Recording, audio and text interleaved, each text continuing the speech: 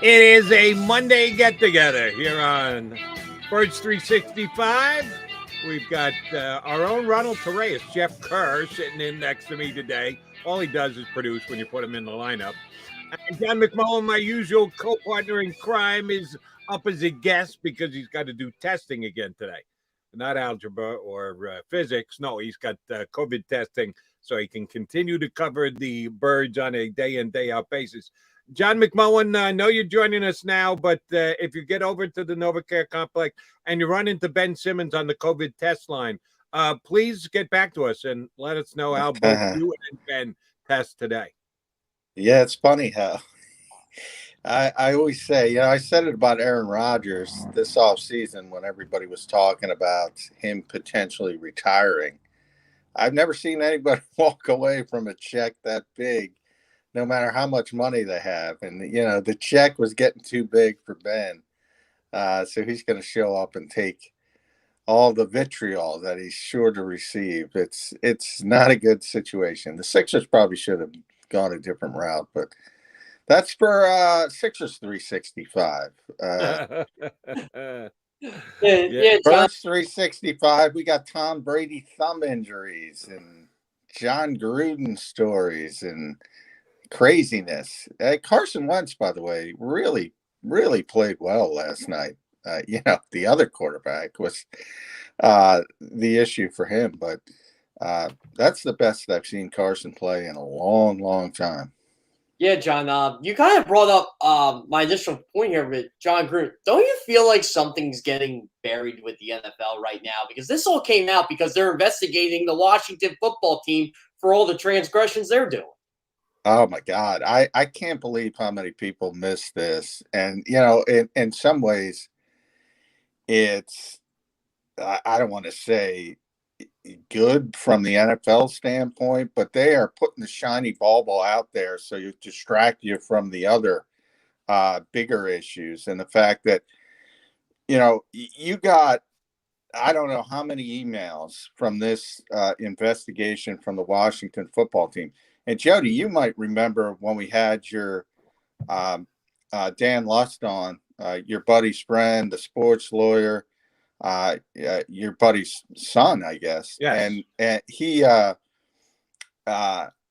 is great at these types of things. And he picked it up right away and said, they have this massive investigation with lawyers and, Dan's a lawyer. Anybody who's ever dealt with a lawyer, everybody who knows a lawyer, they write everything down.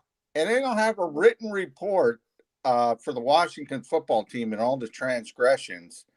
And Daniel Snyder, obviously, and they work out that little backroom deal. By the way, he'll be back. I mean, it's just a matter of time. And, you have all of a sudden the timing of these John Gruden leaks to the New York Times. And I have no idea of knowing where the New York Times got this, but I got a pretty good idea from a history that it was directly leaked from Park Avenue. So why are they doing that? Well, one, they want to get rid of John Gruden for whatever reason. Maybe it's as simple as what he said about the commissioner. Maybe it's deeper. I don't know. That part I don't know. And there's no reason to feel sorry for John Gruden. That's what everybody's focused on. This league has these transgressions, and there's so many more people involved. And you have the scapegoat, and they feed it to the frenzy. And guess what? They're going to win. Because they're going to be satiated until the next controversy, until the next scandal. So, I mean, that to me is the bigger picture. No, the bigger picture to me is Gruden's out. And the fact that, oh, by the way, they got to play the Broncos this week. And then the week after, they get the Philadelphia Eagles. So that team is locally. Yeah, that's locally, a stone-cold mess. Yeah. And the Eagles get the benefit from it because the Raiders, after being 3-0, drop 2 in a row, and they get their coach booted out in the middle of the season. That's a plus for the Birds. Well, yeah, locally. I mean, on the field locally, it's to lose a head coach at that point, and they're going with their special teams coordinator, which has been a bit of a theme when you have these short-term interim openings, and the fact that the special teams coordinator is the only other coach that deals with the entire team. So usually doesn't work out well. But Nonetheless, yeah, I mean, on the field, it's positive. I was just speaking from a larger league perspective. It's just, that doesn't matter. But sure, for the Eagles, it'll be very helpful. And so is Tom Brady's thumb injury. So maybe things are starting to fall the Eagles' way as they get out of Charlotte with an unlikely win. This league's crazy. I mean, you saw it again. I go back to last night. You got a 16-point lead. I think they flashed that the Colts were 120-0 with having that type of lead entering the fourth quarter. And they lost.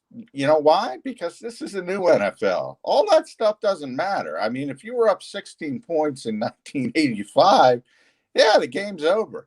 If you're up 16 points against an explosive team in 2021 and you don't keep your foot on the gas, game's not over. Let's put it that way. John, we talk about this Colts draft pick. Obviously, per tankathon right now, the Eagles would get the 6th pick in the draft. Now, whether that comes to fruition or not ultimately depends on where the Colts decide to keep Carson Wentz as their starting quarterback. But I have to point this out. How can you bench a guy at all if he keeps playing, not at this level, but keeps playing well and they're losing? What does that tell Carson Wentz at this point? Yeah, I mean, Eagles fans can hope and hope and hope and say he's playing well. It ain't happening. If they're getting the 5th, 6th pick in the draft, I mean, Chris Ballard is shutting them down. They're not getting that pick. I don't even know why this is a story. I really don't. I mean, you have to, GM Howie Roseman locally says you got to be the bad cop. You got to be the bad cop. Sorry, Carson. We can't give up the 5th overall pick, the 6th overall pick in the draft.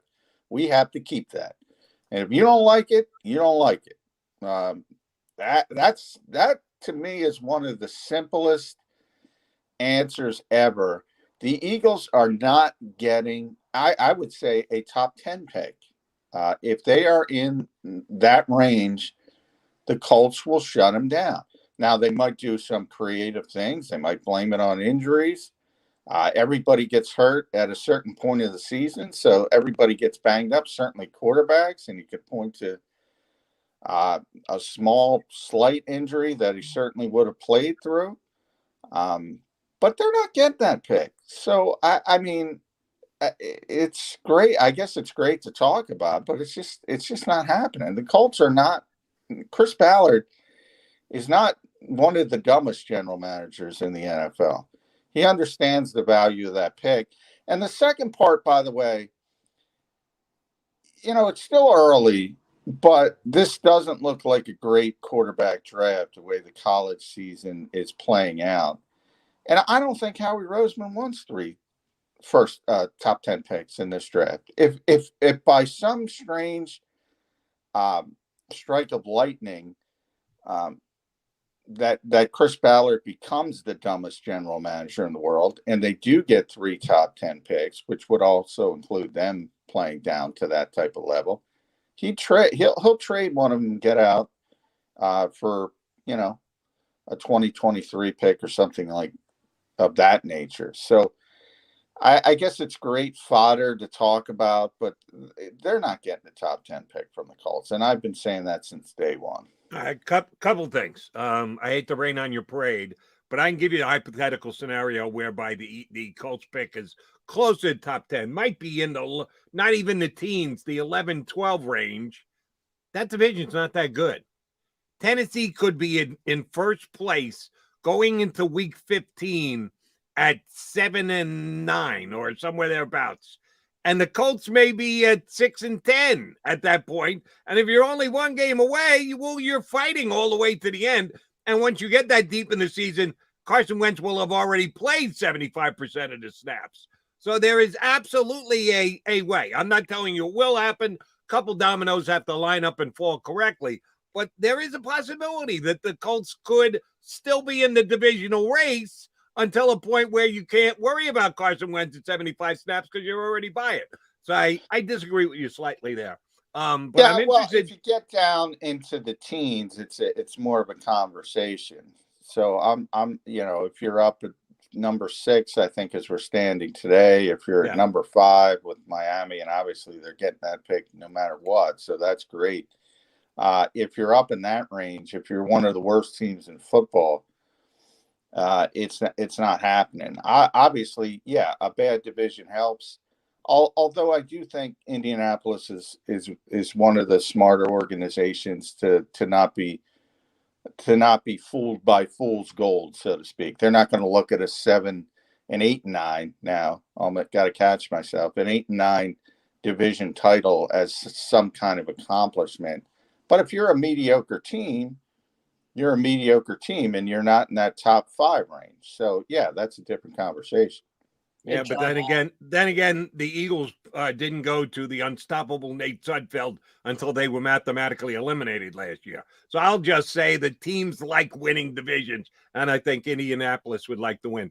But John, follow up on your other point that Howie Roseman, if the Eagles have those high picks and it's not the year to take the quarterback, you think he'd trade one of them. Why?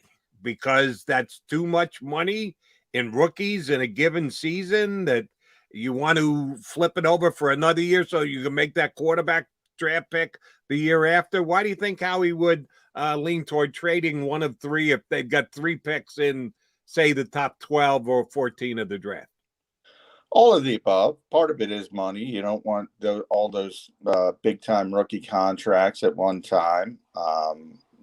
Probably more of it is trying to spin off in case the next year's quarterback draft is better, and it probably will be, just from a standpoint of odds perspective. If you're down, you're probably going to be up. But they're looking at players, obviously, who are going to be in the 2023 draft as well. I can't think of 3 picks in the top 10 certainly ever. I don't, maybe go back to when money wasn't a concern.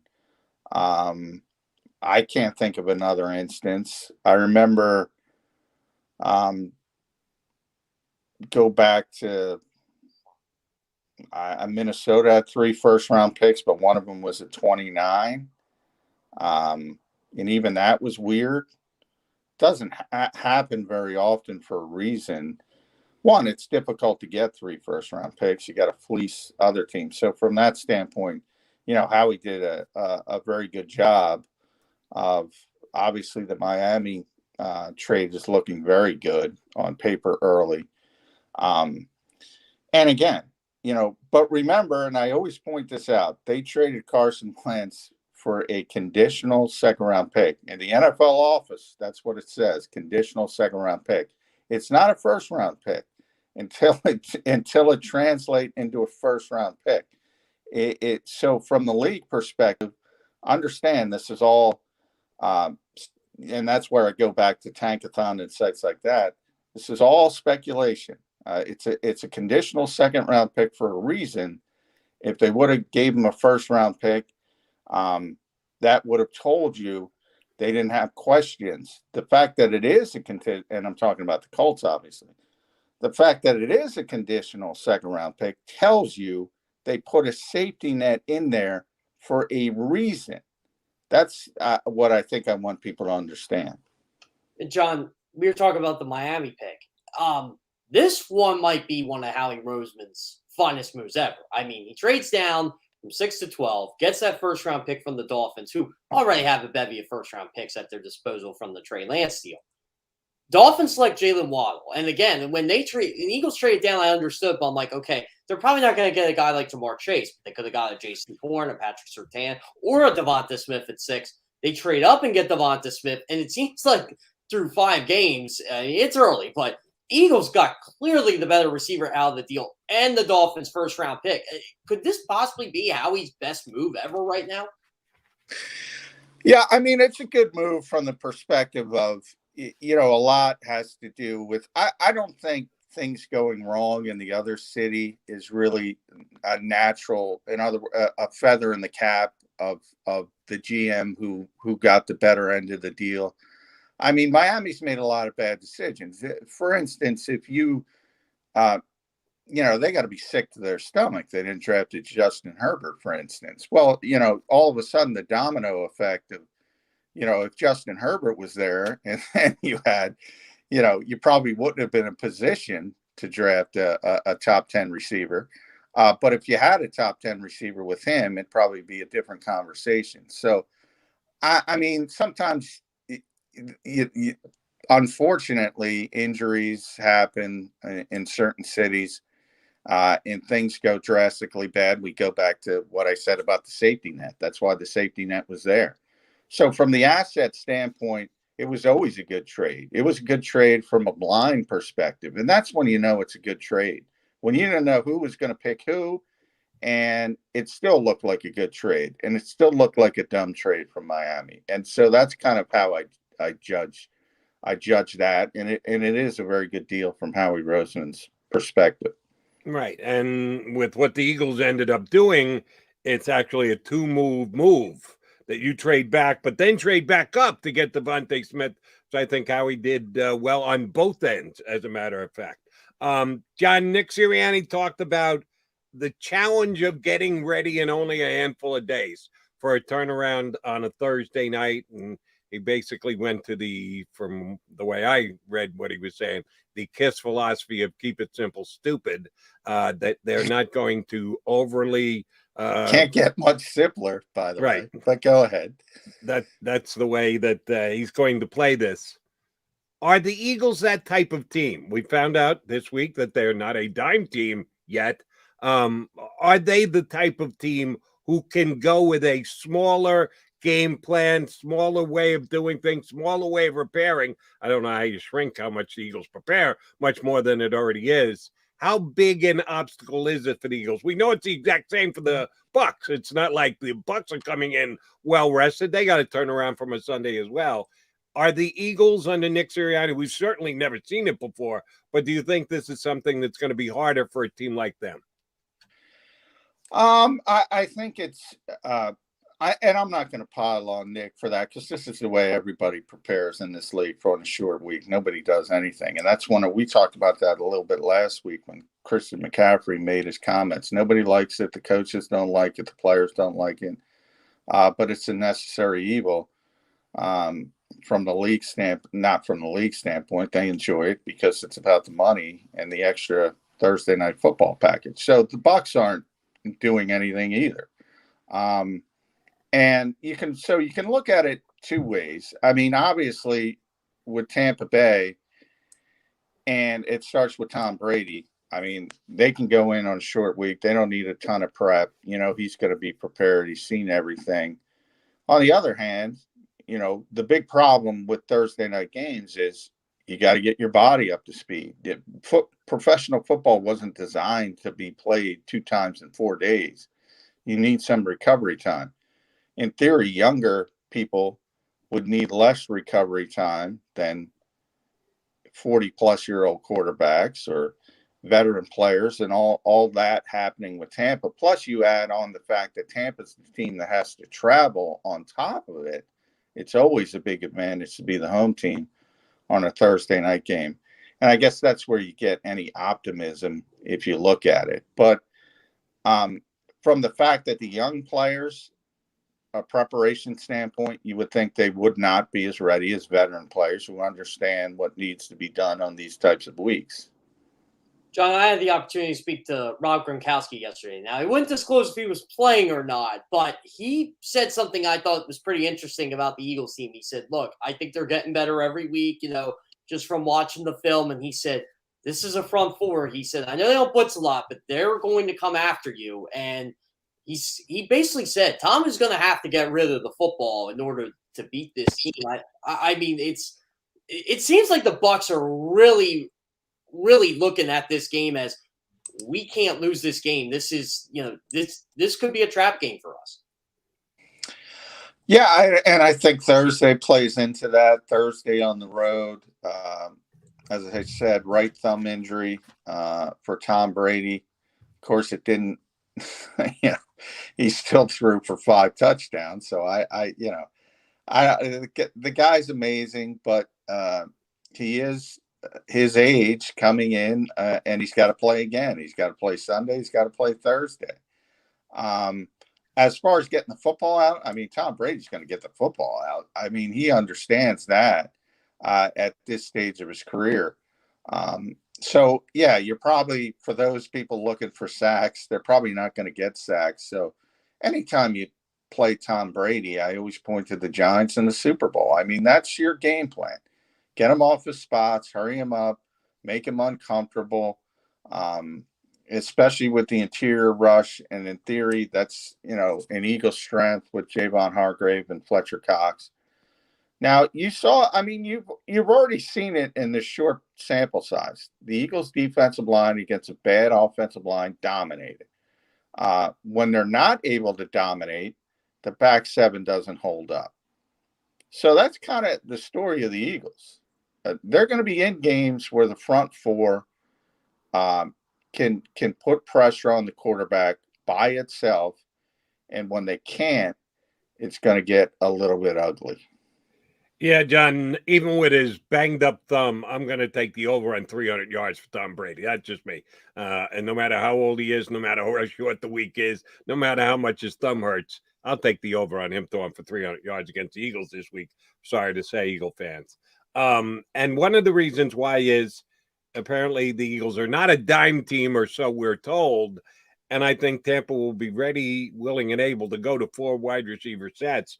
So which linebacker will they be using to try and cover a guy like Tyrone Johnson, the 4th wide receiver? Oh, by the way, their top 3 wide receivers are all of the Pro Bowl level, so good luck covering all of them. If they do have to try and cover a wideout or a tight end with a linebacker, who's that duty going to fall to? Well, the team's nickel linebackers are Eric Wilson and Alex Singleton. They did shift a mentality. They're trying to get, obviously, Davion Taylor up to speed. So maybe as he continues to feel a little bit better, he gets more and more playing time. I think it's pretty clear, really, going back to training camp, that they wanted him on the field. I would say, and I've said, and I'll keep saying it, Jonathan Gannon is a former cornerbacks coach. He's a former defensive back. He knows what dime coverage is. He said, we're not a dime team for now. What he meant by that, and he probably didn't say it correctly, is that, well, you're playing cover 2. You don't play dime. I mean, what if you're going to play cover 2, it sort of doesn't matter. And if you think Alex Singleton is a better player than Zach McPherson, and they do, and he probably is, then it doesn't hurt to have Alex Singleton on the field. Now, if you're going to match up in man coverage and they have 4 wide receivers on the field, like you were saying, Jody, yeah, you want a cornerback on the field. Even if your backup cornerbacks aren't good, they're going to have the best opportunity, and they're not good. But they're not playing that type of coverage.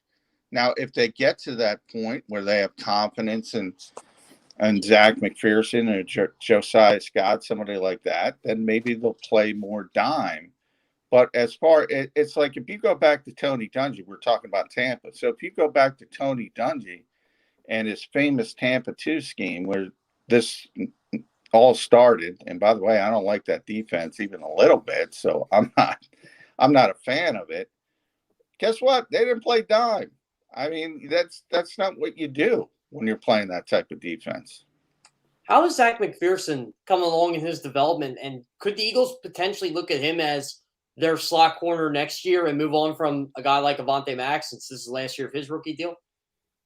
I think there's a lot of football to be played. I think Avonte's been okay. But yeah, if they evaluate at the end of the season and they say, okay, he's not good enough, I do think Zach McPherson is more of a natural slot corner than an outside corner.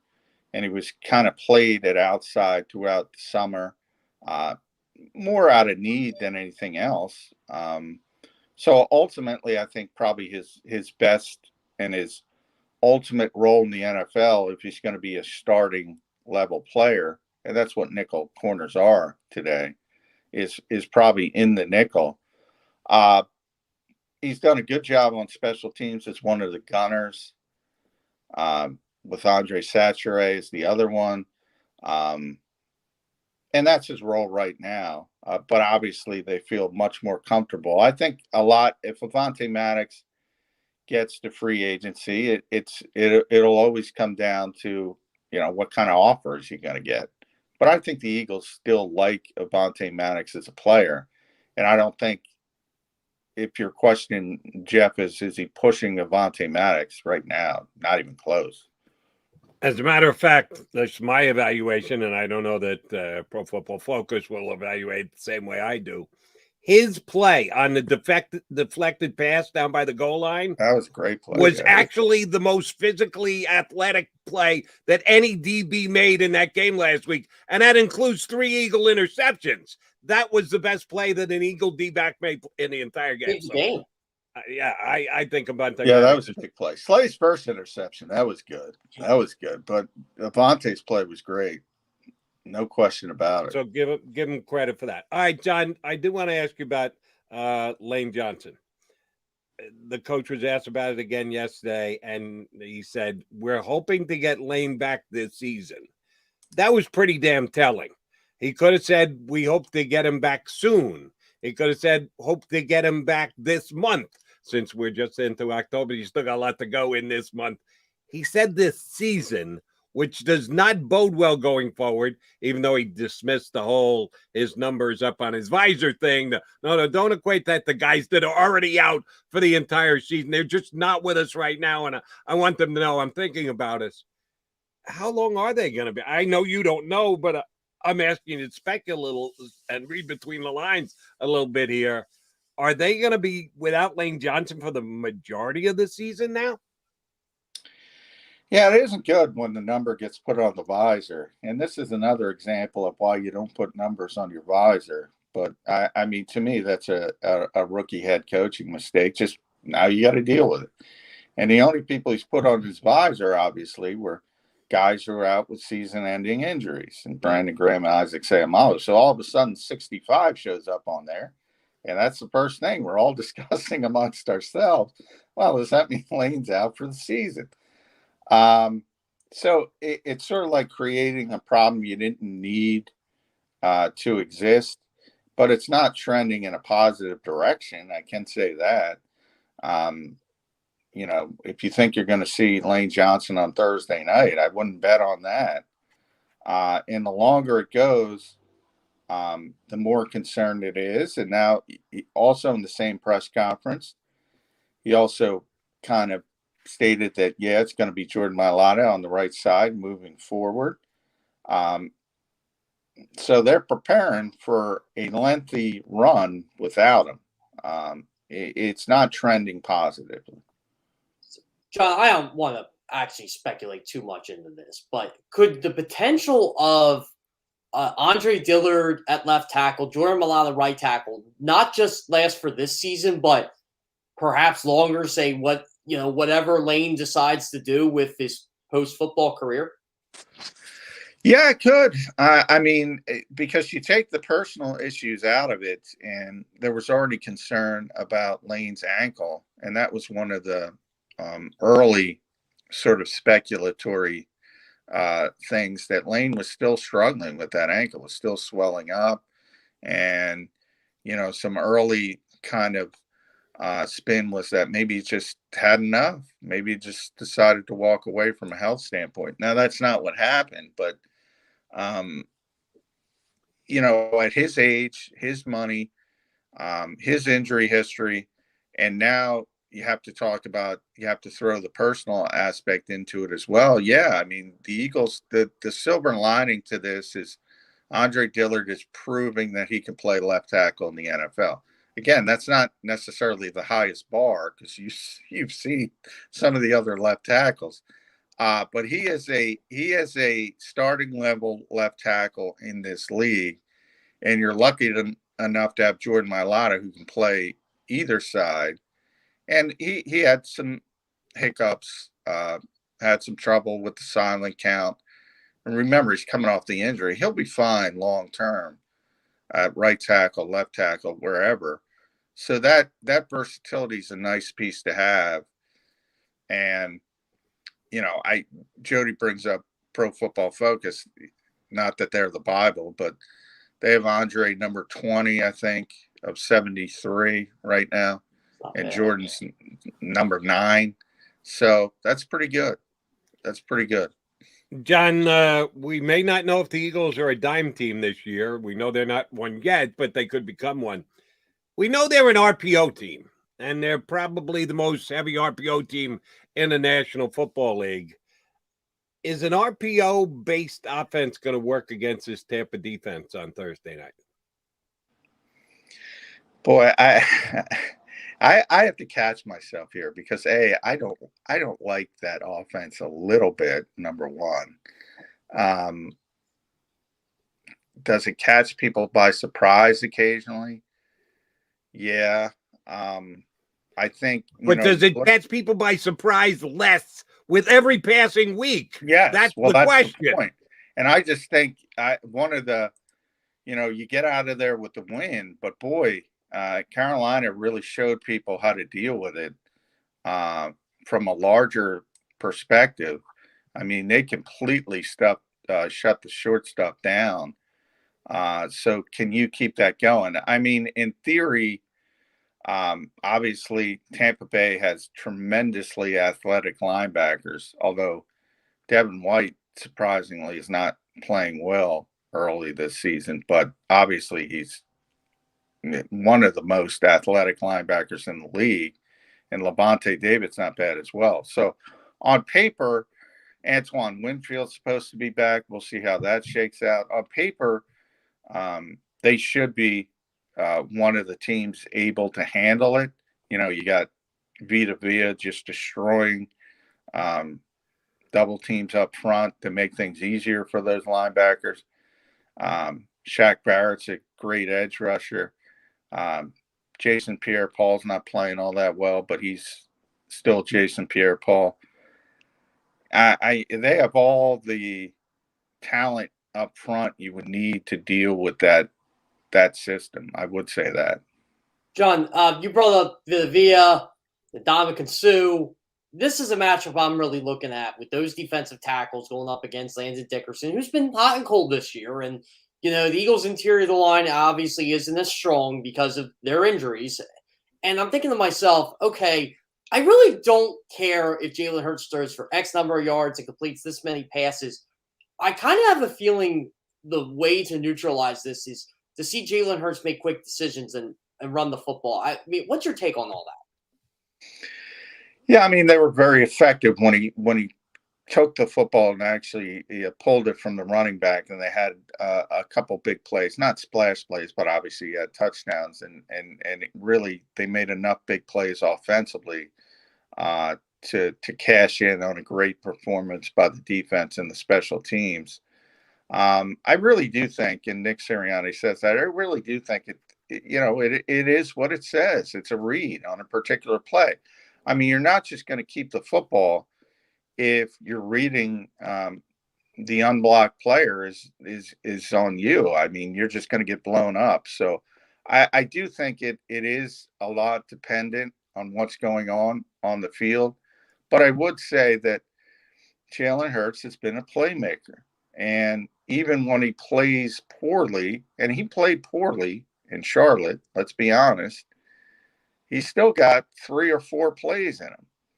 And that to me is a positive part of Jalen Hurts. And we always talk about the mental makeup and the mental stuff, which is intangible, and people don't like that. But a lot of quarterbacks would play that type of game and go into a funk, and it would be over. And I think one of his biggest strengths is to say, all right, that cliche next play, and it's bad play, good play. And whether it's the big play, the Quez Watkins, or the runs, that's all they needed. I think they're going to need more. They're going to need more consistent play against a good team, and Tampa Bay's a really good team. Tampa's going to put up some points, so you're right about that. One advantage for the Eagles, though, is the Tampa secondary is pretty beat up. Richard Sherman comes in off the street and they've got to throw him out there for the majority of the snaps. We know he's had a good career. He's not what he once was, but from not playing at all, I don't even know how long he was out of jail before he was out there playing for the Tampa Bay Bucks. So it's got to be the wide receivers this week, right, John? Tight ends, they've got dynamite linebackers. They might not be as effective as they can be. It's going to be all about the wide receivers. Is Jalen Reagor sitting on a big game this week, J-Mac? You go make that prediction for us? Oh, gosh. I can't. Until I see it, I'm not making that prediction. Same here. In a lot of ways, I look at, Jalen Reagor a little bit like Ben Simmons from this perspective. He's not even nearly close to as accomplished as Ben Simmons, where we started this conversation. But he's got people around him who blow smoke up as you-know-what and tell him how great he is all the time. And I don't think it helps. First it was Doug Peterson's coaching staff didn't do this and didn't do that. Now it's Nick Sirianni's. Like, they want this kid to fail. They don't want this kid to fail. This organization is embarrassed by the player picked behind them and the player they should have picked. They want him to succeed. And, there's the occasional good play, and we've seen it, but the consistency is not there. The route running is not there. Too much hesitancy. And I don't think he takes accountability for his play. And I think it's a lot because of the people around him and say, you're great, you're this, you're that. The Eagles aren't using you correctly. The bottom line is the Eagles use him too much. If you want to be honest, they should play more 12 personnel, but Nick doesn't want to play it. And the two receivers on the field should be DeVonta Smith and Quez Watkins. So he gets more playing time than he deserves and hasn't done enough with it, to say the least.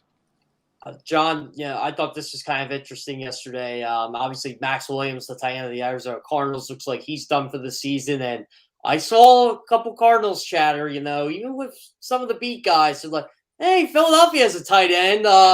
Maybe they should give him a call now. And there's no way the Eagles trade Zach Ertz at this point unless they get a good offer, right?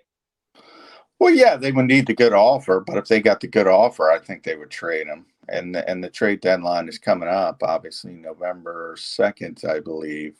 So we are creeping up on it. But yeah, Howie didn't go all this way to take a third-day pick. If it turns into a second-day pick, yeah, Zach will be out of here because this team's not a contender. They know they're not a contender. And if they can get what they wanted originally because the contender thinks they need that piece to get over the hump, that's when this stuff comes together and you get a little bit of that overpayment. And I think the Eagles would jump at that, to be honest. All right, Johnny Mac, you do realize the Eagles are only a half a game out of a playoff spot. Carolina would get a wild card right now if the season were to end, and they just beat Carolina, so they're half a game out. So, we're already talking playoffs. We were talking about it yesterday. I'm just not dismissing playoffs is the point I'm trying to make. And let's see if we can end on an optimistic note. I'm going out there, major prediction right here, right now. The Eagles will not have a touchdown taken off the board this week because of a penalty. That's bold. Will you join me in that, Johnny Mac? I'm going to go. I am going to join you because I'm a big believer in regressing to the mean, and it can't continue at this pace. But then again, I wouldn't be surprised with the illegal man downfield or the OPI. They just need the illegal man downfield stuff. That's just, if you're going to run RPOs, it's going to be part of it. You're going to have to deal with it at times. The OPI stuff, though, they got to get savvier route runners, and they only have one route runner on this entire team, besides the tight ends, obviously. Zach is a tremendous route runner. But DeVonta Smith, who, by the way, is a rookie receiver, is the only good route runner on this team, which is kind of sad considering every single aspect. This coaching staff is wide receiver centric. It's just not good enough. If either Greg Ward or J.J. Arcega-Whiteside get a PI in the end zone and cost them 7 points, they should be cut immediately and replaced by Travis Fulgham. Oh, that's right. We don't have no more Travis. No Travis isn't even on the practice squad. What the hell was that about, McMullen? He just, I know you've told us before he's not a good practice player. I always joked, the Eagles wanted to keep Noah Tagai so badly, and they got swiped by Indianapolis. And everybody makes out like this is a big deal. It was the least big deal in the history of mankind. And all of a sudden he's back. Travis played himself out of a job. We talked about that back in the summer. Had a really, really bad training camp. Not the best practice habits. Doug Peterson talked about it. The new coaching staff quickly surmised it as well. Yeah, I talked a little bit about Jalen Reagor. Obviously, he's got the talent to play in this league, Travis Fulgham. You have that 4-week period that not a lot of receivers have. So obviously he has the talent. But he's got to do the little things that don't turn off coaching staffs and don't, because he's bounced around a lot now. And it's,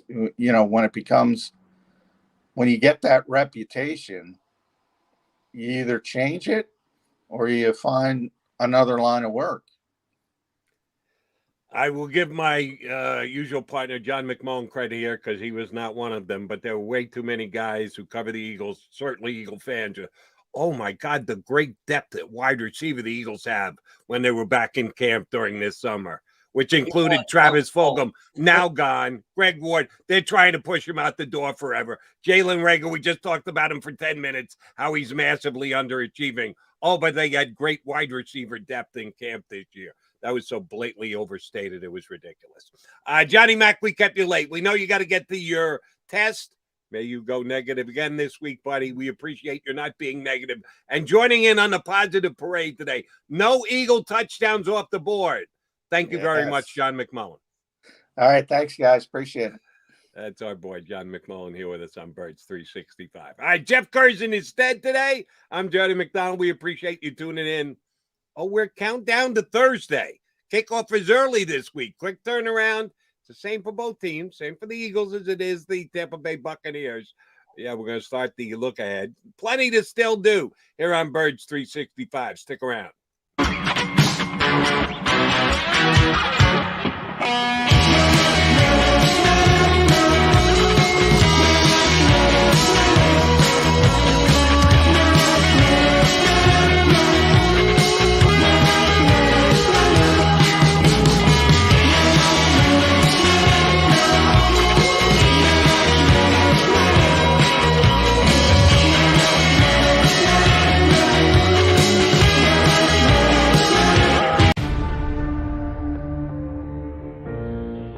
When it comes to the fight against insurance companies, large corporations, and the healthcare industry, injured victims are always the underdog. But that doesn't worry us.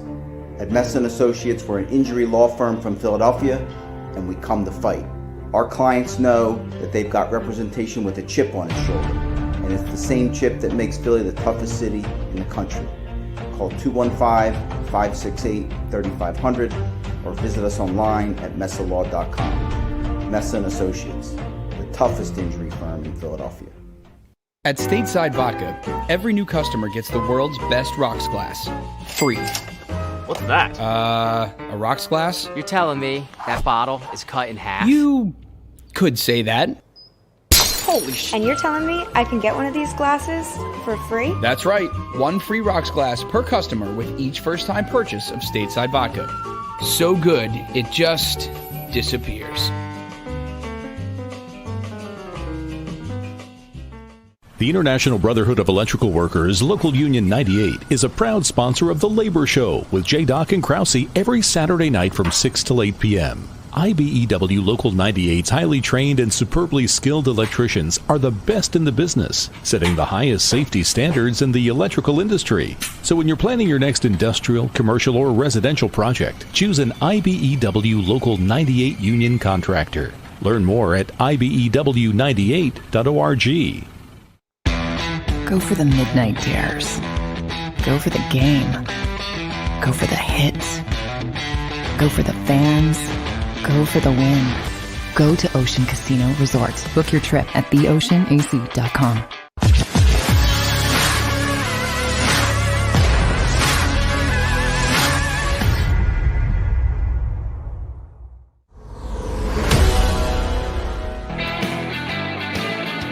We are your Birds 365 guys. It's Jeff Curran for John McMullen today. Thank Johnny Mack hopping on, doing the guest spot thing.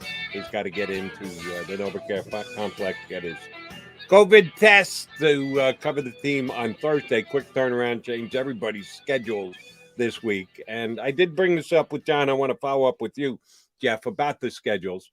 Nick Gianni was asked about the challenge of getting ready for a Thursday night game, and his answer was basically, we're going to dumb it down. We're not going to do as much preparation, bigger game plan, everything else, which is a really honest answer, and I like the fact that he's being honest with us. But that's not good when you're going up against Tom Brady, the most accomplished quarterback in the history of the NFL, the defending Super Bowl champions, a team with more veteran guys who are more used to doing the quick turnaround thing. I think the NFL did the Eagles an injustice here. Not, well, that's the wrong word. Injustice isn't the right. They didn't do the Eagles any favors by scheduling this game for a Thursday, because I think it is a major advantage to a team like Tampa, the kind of roster they have, what they accomplished last year, to be facing off against that kind of team than any other team in the National Football League in a short week. I think it really compromises the Eagles. Yeah, and unfortunately, this has a lot to do with the TV contracts, too. You know, this wasn't a game where we at CBS could pick up. I mean, it wasn't a game they could claim. It was clearly a Fox game, and Fox has the rights to Thursday Night Football for one more year. So I think that had a lot to do with it, too. You know, this is our chance to get Tom Brady in the primetime game on a Thursday night, and everybody has to play on Thursday night. So I just think that's the way the schedule lined up. I mean, the only advantage the Eagles have is their home. That's it. I mean, that's why the Eagles play the 1 o'clock game on Sunday. And, you know, I was talking to Rob Gronkowski about this yesterday. You know, he said, we're fortunate we have a 1 o'clock game. Like, you guys do know you have to have a 1 o'clock game because you're playing on Thursday. He's like, I never knew that. And, you know, it's actually kind of amazing when you tell some players this stuff. They're like, oh, now that makes a lot more sense. And, you know, Tampa Bay's going like the Eagles this week. They're not, you know, and again, they're a much better team than the Eagles. But, you know, they're going like this week. They're just trying to make sure it's, you know, they get everything set for the game. And honestly, I think coaches, definitely coaches, I think they look at this as, okay, let's get this thing over with. You know, we're as prepared as we can possibly be. We'll go through some stuff, obviously. I actually think they game plan for this game a little bit in advance. Like, not like on a Friday, the week the Eagles would play Carolina, but I think they actually prepare for some of this stuff. And then they go, okay, well, we'll go the long weekend route. And, you know, it's like a mini bye, as what Rob Gronkowski told me. You know, that's kind of like why some players do like Thursday Night Football. He said they're few and far between.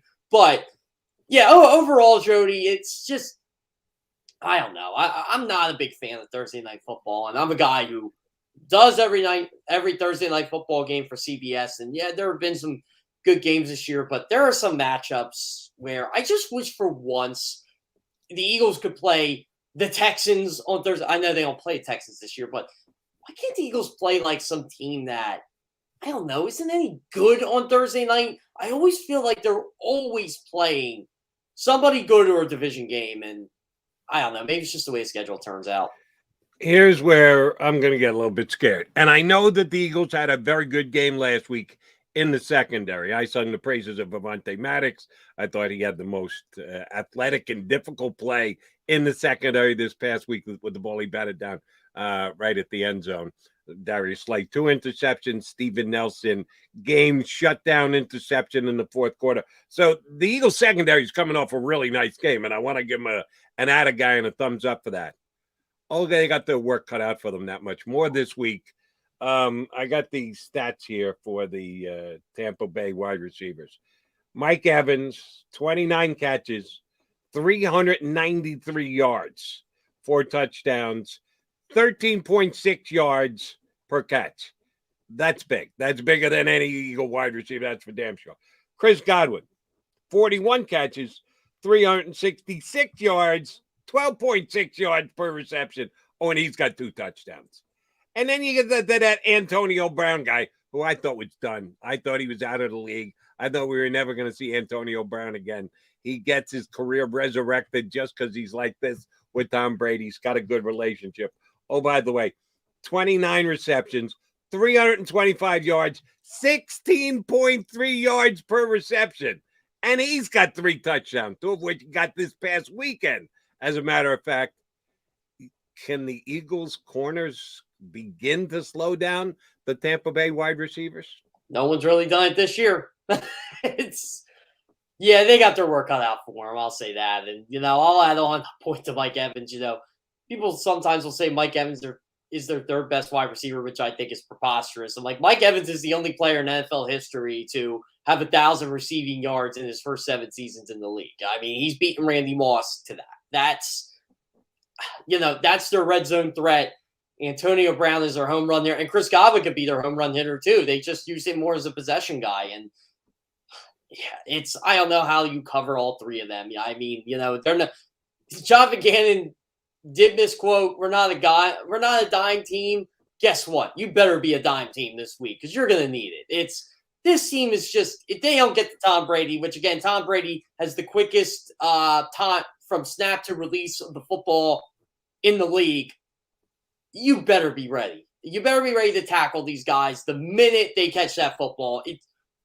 Tom Brady might throw for 400 this week. And, that's not a knock on the Eagles secondary. That's just how good Tom Brady has been. And, I hope I'm dead wrong about this, but it just feels like a game where Tampa's just going to throw the ball.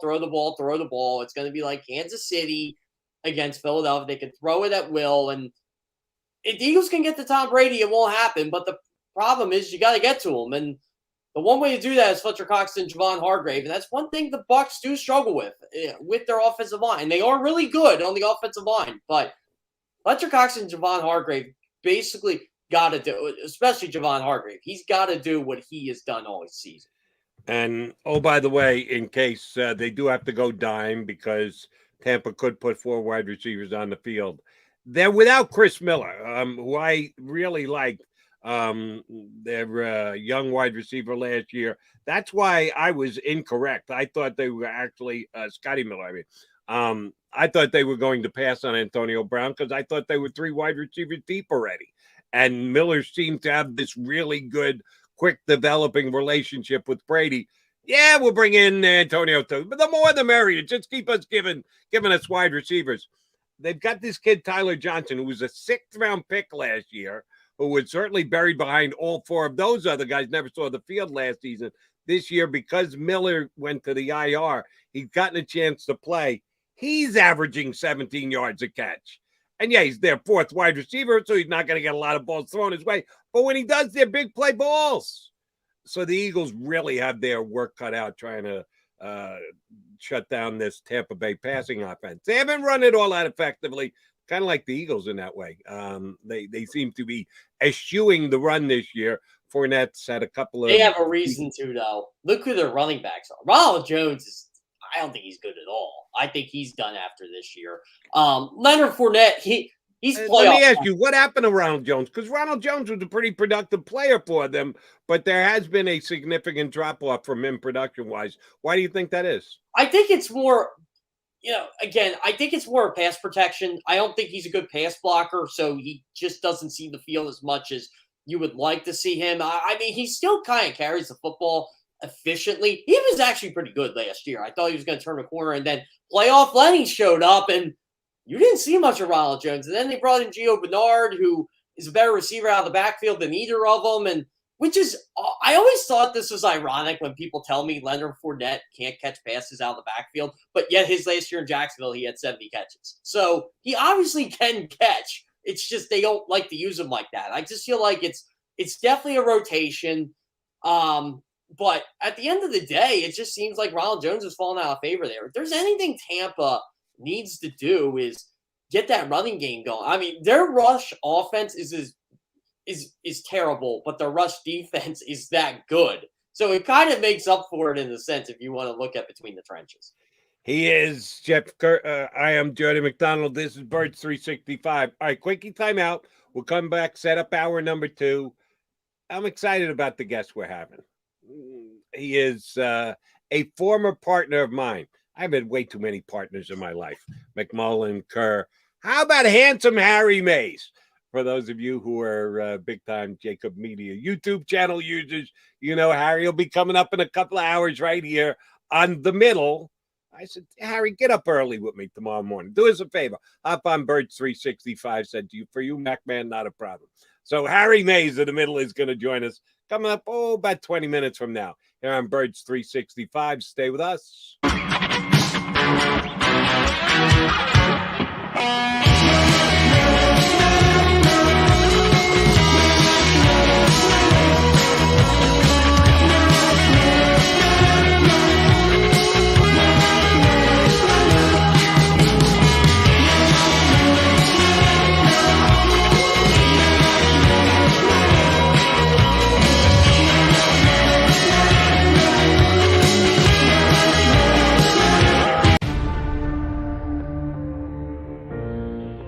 When it comes to the fight against insurance companies, large corporations, and the healthcare industry, injured victims are always the underdog.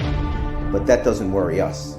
At Messa & Associates, we're an injury law firm from Philadelphia, and we come to fight. Our clients know that they've got representation with a chip on its shoulder, and it's the same chip that makes Philly the toughest city in the country. Call 215-568-3500 or visit us online at messalaw.com. Messa & Associates, the toughest injury firm in Philadelphia. At Stateside Vodka, every new customer gets the world's best rocks glass, free. What's that? A rocks glass? You're telling me that bottle is cut in half? You could say that. Holy shit. And you're telling me I can get one of these glasses for free? That's right. 1 free rocks glass per customer with each first-time purchase of Stateside Vodka. So good, it just disappears.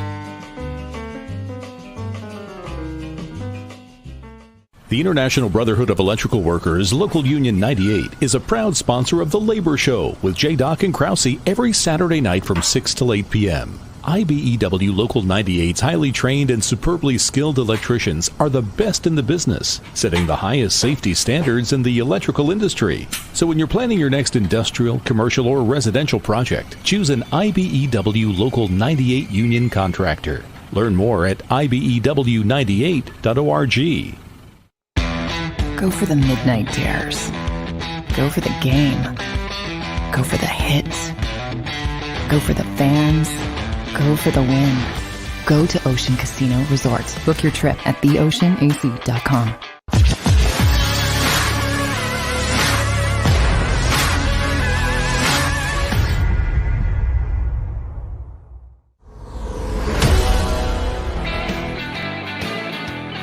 We are your Birds 365 duo. Today it's Jeff Kerr. For Johnny Mac. J-Mac had testing duties down at the Wells Fargo, not the Wells Fargo, the NobleCare Complex for covering the Eagles this week. Maybe that was a Freudian slip when I went Wells Fargo Center, because I'm going to issue another Ben Simmons warning here for all those of you out there. And here's what I mean by that. And in case you missed it, in case you just tuned in to Birds 365, yours truly went uber positive earlier in the show when I predicted the Eagles will stop the bleeding when it comes to taking points off the board. No penalties on a touchdown play this week. They make it a weekly occurrence, or at least it seems that way. Not happening this week. They will get that out of their system. So that's my positive note for the day. Here's where I kind of swing back over to the other side, Jeff Kerr, and I need your input on this. Let's say the Eagles don't win on Thursday night. They're, oh, by the way, a 7-point underdog at home to Tampa. And there's a reason for that. The Bucs are the defending Super Bowl champions. They're 4-1. Tom Brady threw for 400 yards last week. There's a lot that goes into the Eagles being a 7-point underdog a couple days before the game. Let's say the odds makers have this one right, and the Eagles aren't able to capture a victory. No, I'm not even going to necessarily say blowout. The Bucs win by double-digit point. No, the Bucs win. That's all we need to know. That will make the Eagles 0-3 at home this year. They've won 2 games. Both of them have been on the road. This will be their 3rd home game of the year. And if they lose, they're going to be 0-3.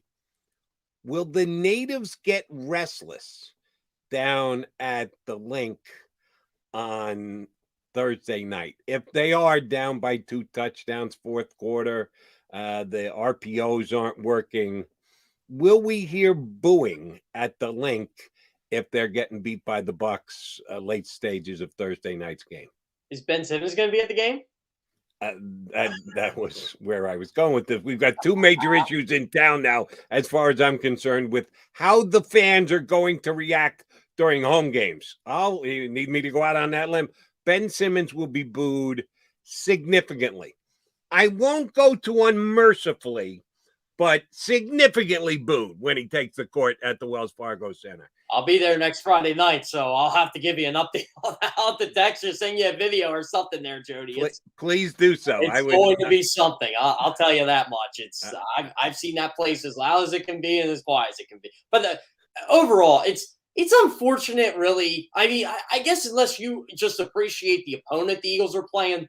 San Francisco is as good as we thought they were, but also Jimmy Garoppolo was hurt. Still, though, on paper before the season, you're like, okay, that's going to be a tough week 2 game. And you knew what Kansas City was going to be. You knew what Tampa Bay was going to be. I mean, both these teams were in the Super Bowl last year. So we got to put that into perspective. But, yeah, I mean, 0-3 at home, it's tough. It really is. And I don't think this team deserves to get booed for losing the Tampa Bay Buccaneers unless they just get absolutely blown out of the building, But, I mean, you just got to look at the opponent. You got to look at where the Eagles are at and where the Bucs are at.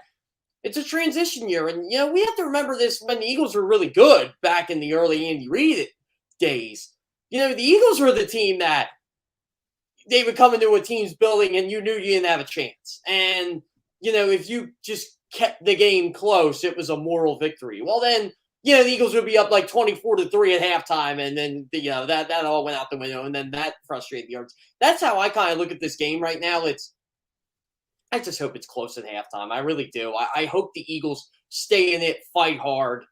If they win, awesome. They'll prove me wrong 10 times over, and I'll come on here and I'll say I was dead wrong, and and I'll really hype up this team going forward because 3-3 with the schedule coming up, all of a sudden that playoff conversation comes back in. But, hey, I'll take 2-4 after 6 games at this point. I can't get to it unless they just look absolutely, completely terrible, which I don't think is going to be the case. I actually think they'll give this team a fight, but it could get ugly. I will say that. I'm with you. I think it's going to be a competitive game.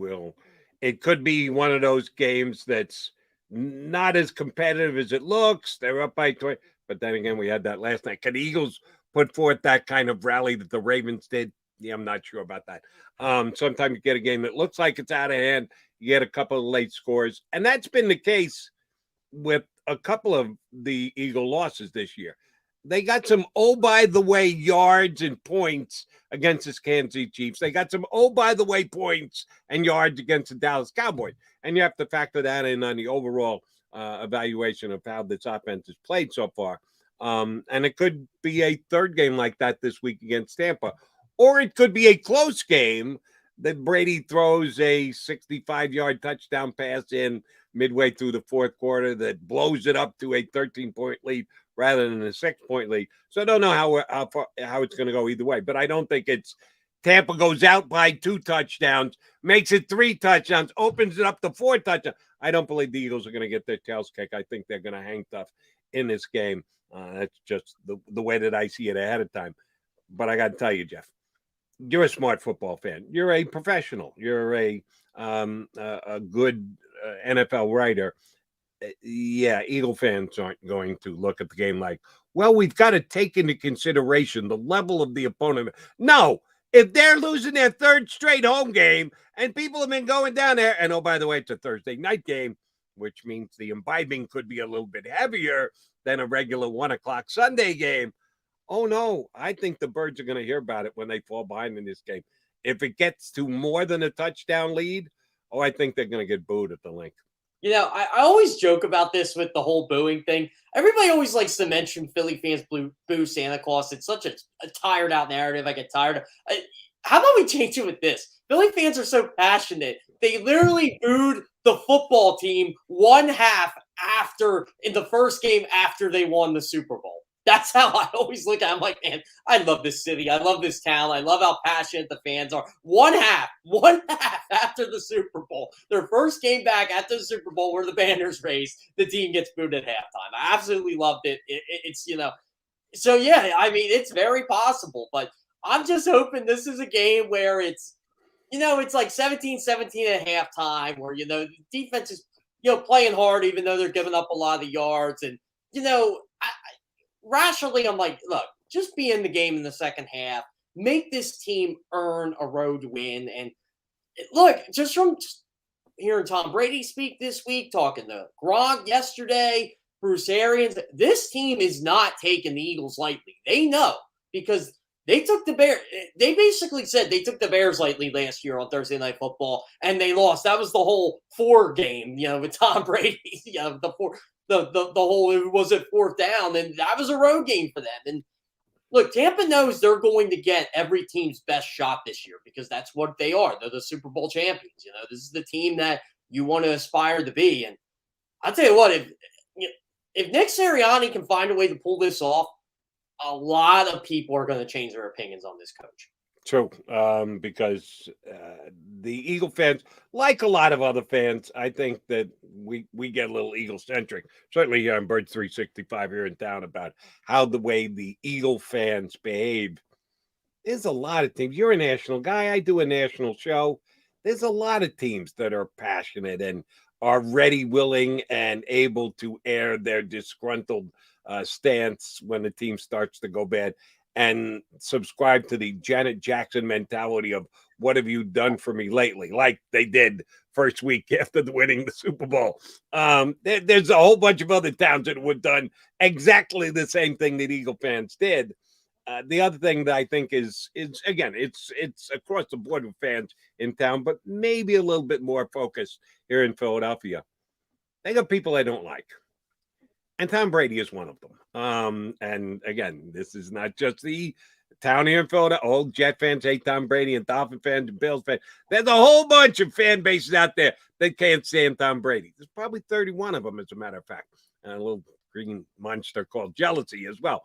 But we know that the Eagle fans do love the fact that they stuck it to Tom Brady in the Super Bowl.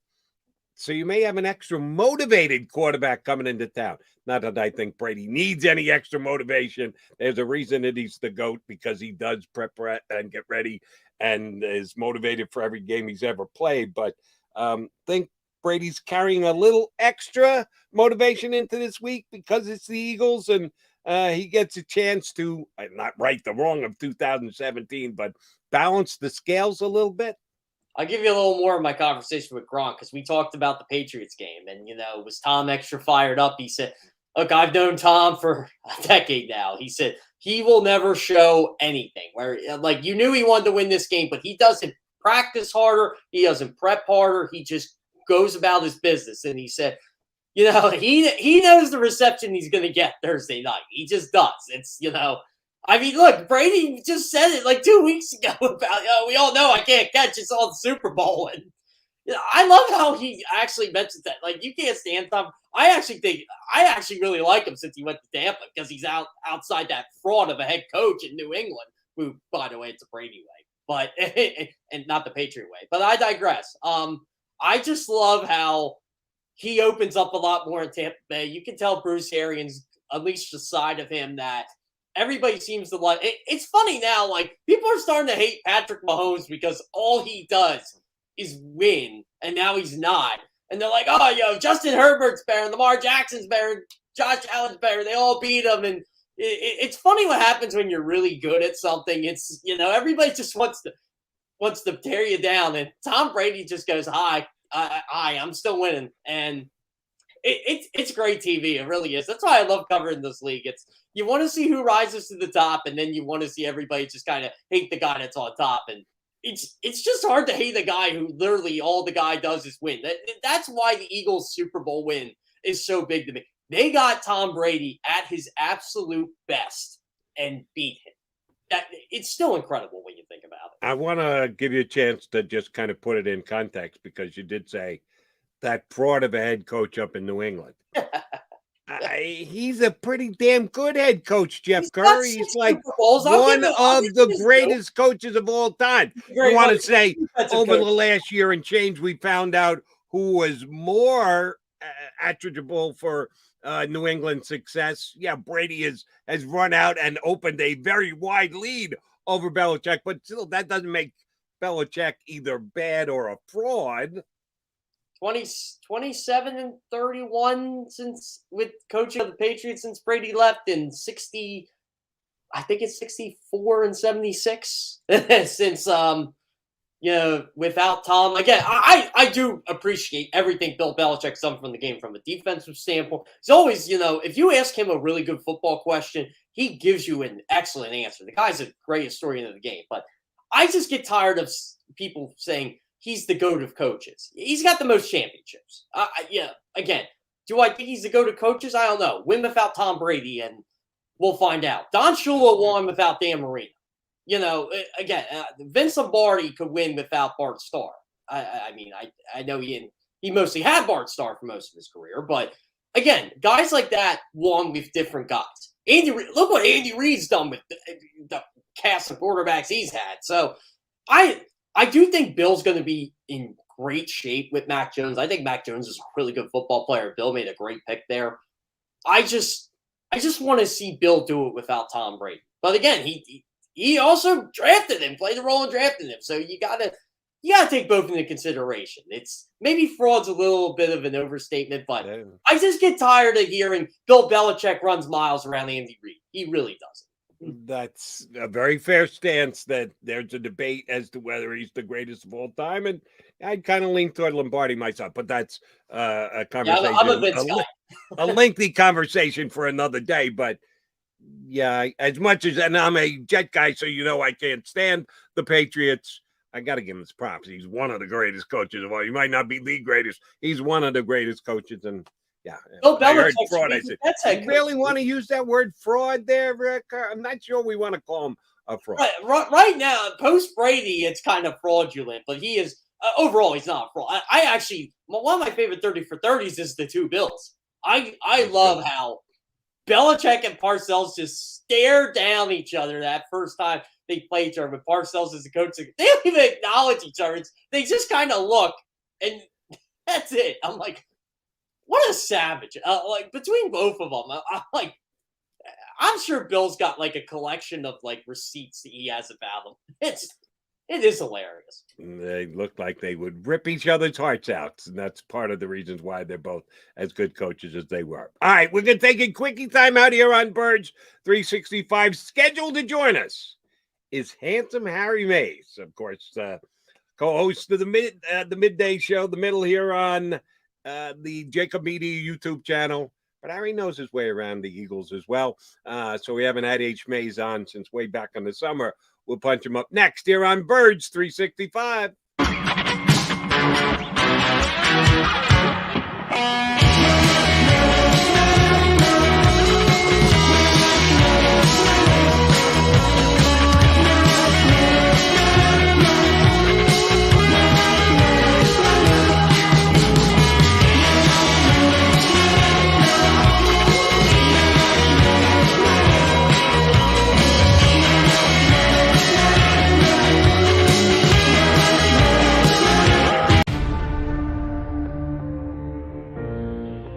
When it comes to the fight against insurance companies, large corporations, and the healthcare industry, injured victims are always the underdog. But that doesn't worry us. At Messa & Associates, we're an injury law firm from Philadelphia, and we come to fight. Our clients know that they've got representation with a chip on its shoulder, and it's the same chip that makes Philly the toughest city in the country. Call 215-568-3500 or visit us online at messalaw.com. Messa & Associates, the toughest injury firm in Philadelphia. At Stateside Vodka, every new customer gets the world's best rocks glass, free. What's that? A rocks glass? You're telling me that bottle is cut in half? You could say that. Holy shit. And you're telling me I can get one of these glasses for free? That's right. One free rocks glass per customer with each first-time purchase of Stateside Vodka. So good, it just disappears.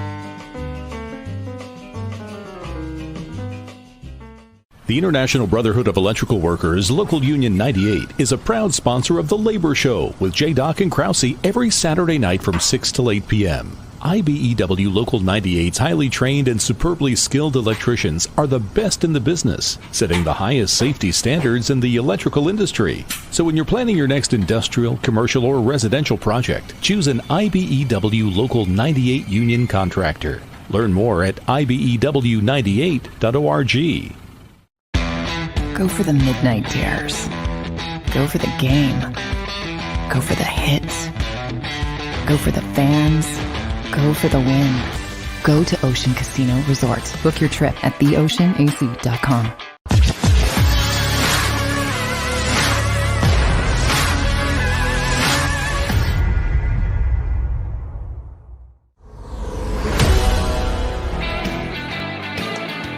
We are Birds 365 here on the JAKIB Media YouTube channel.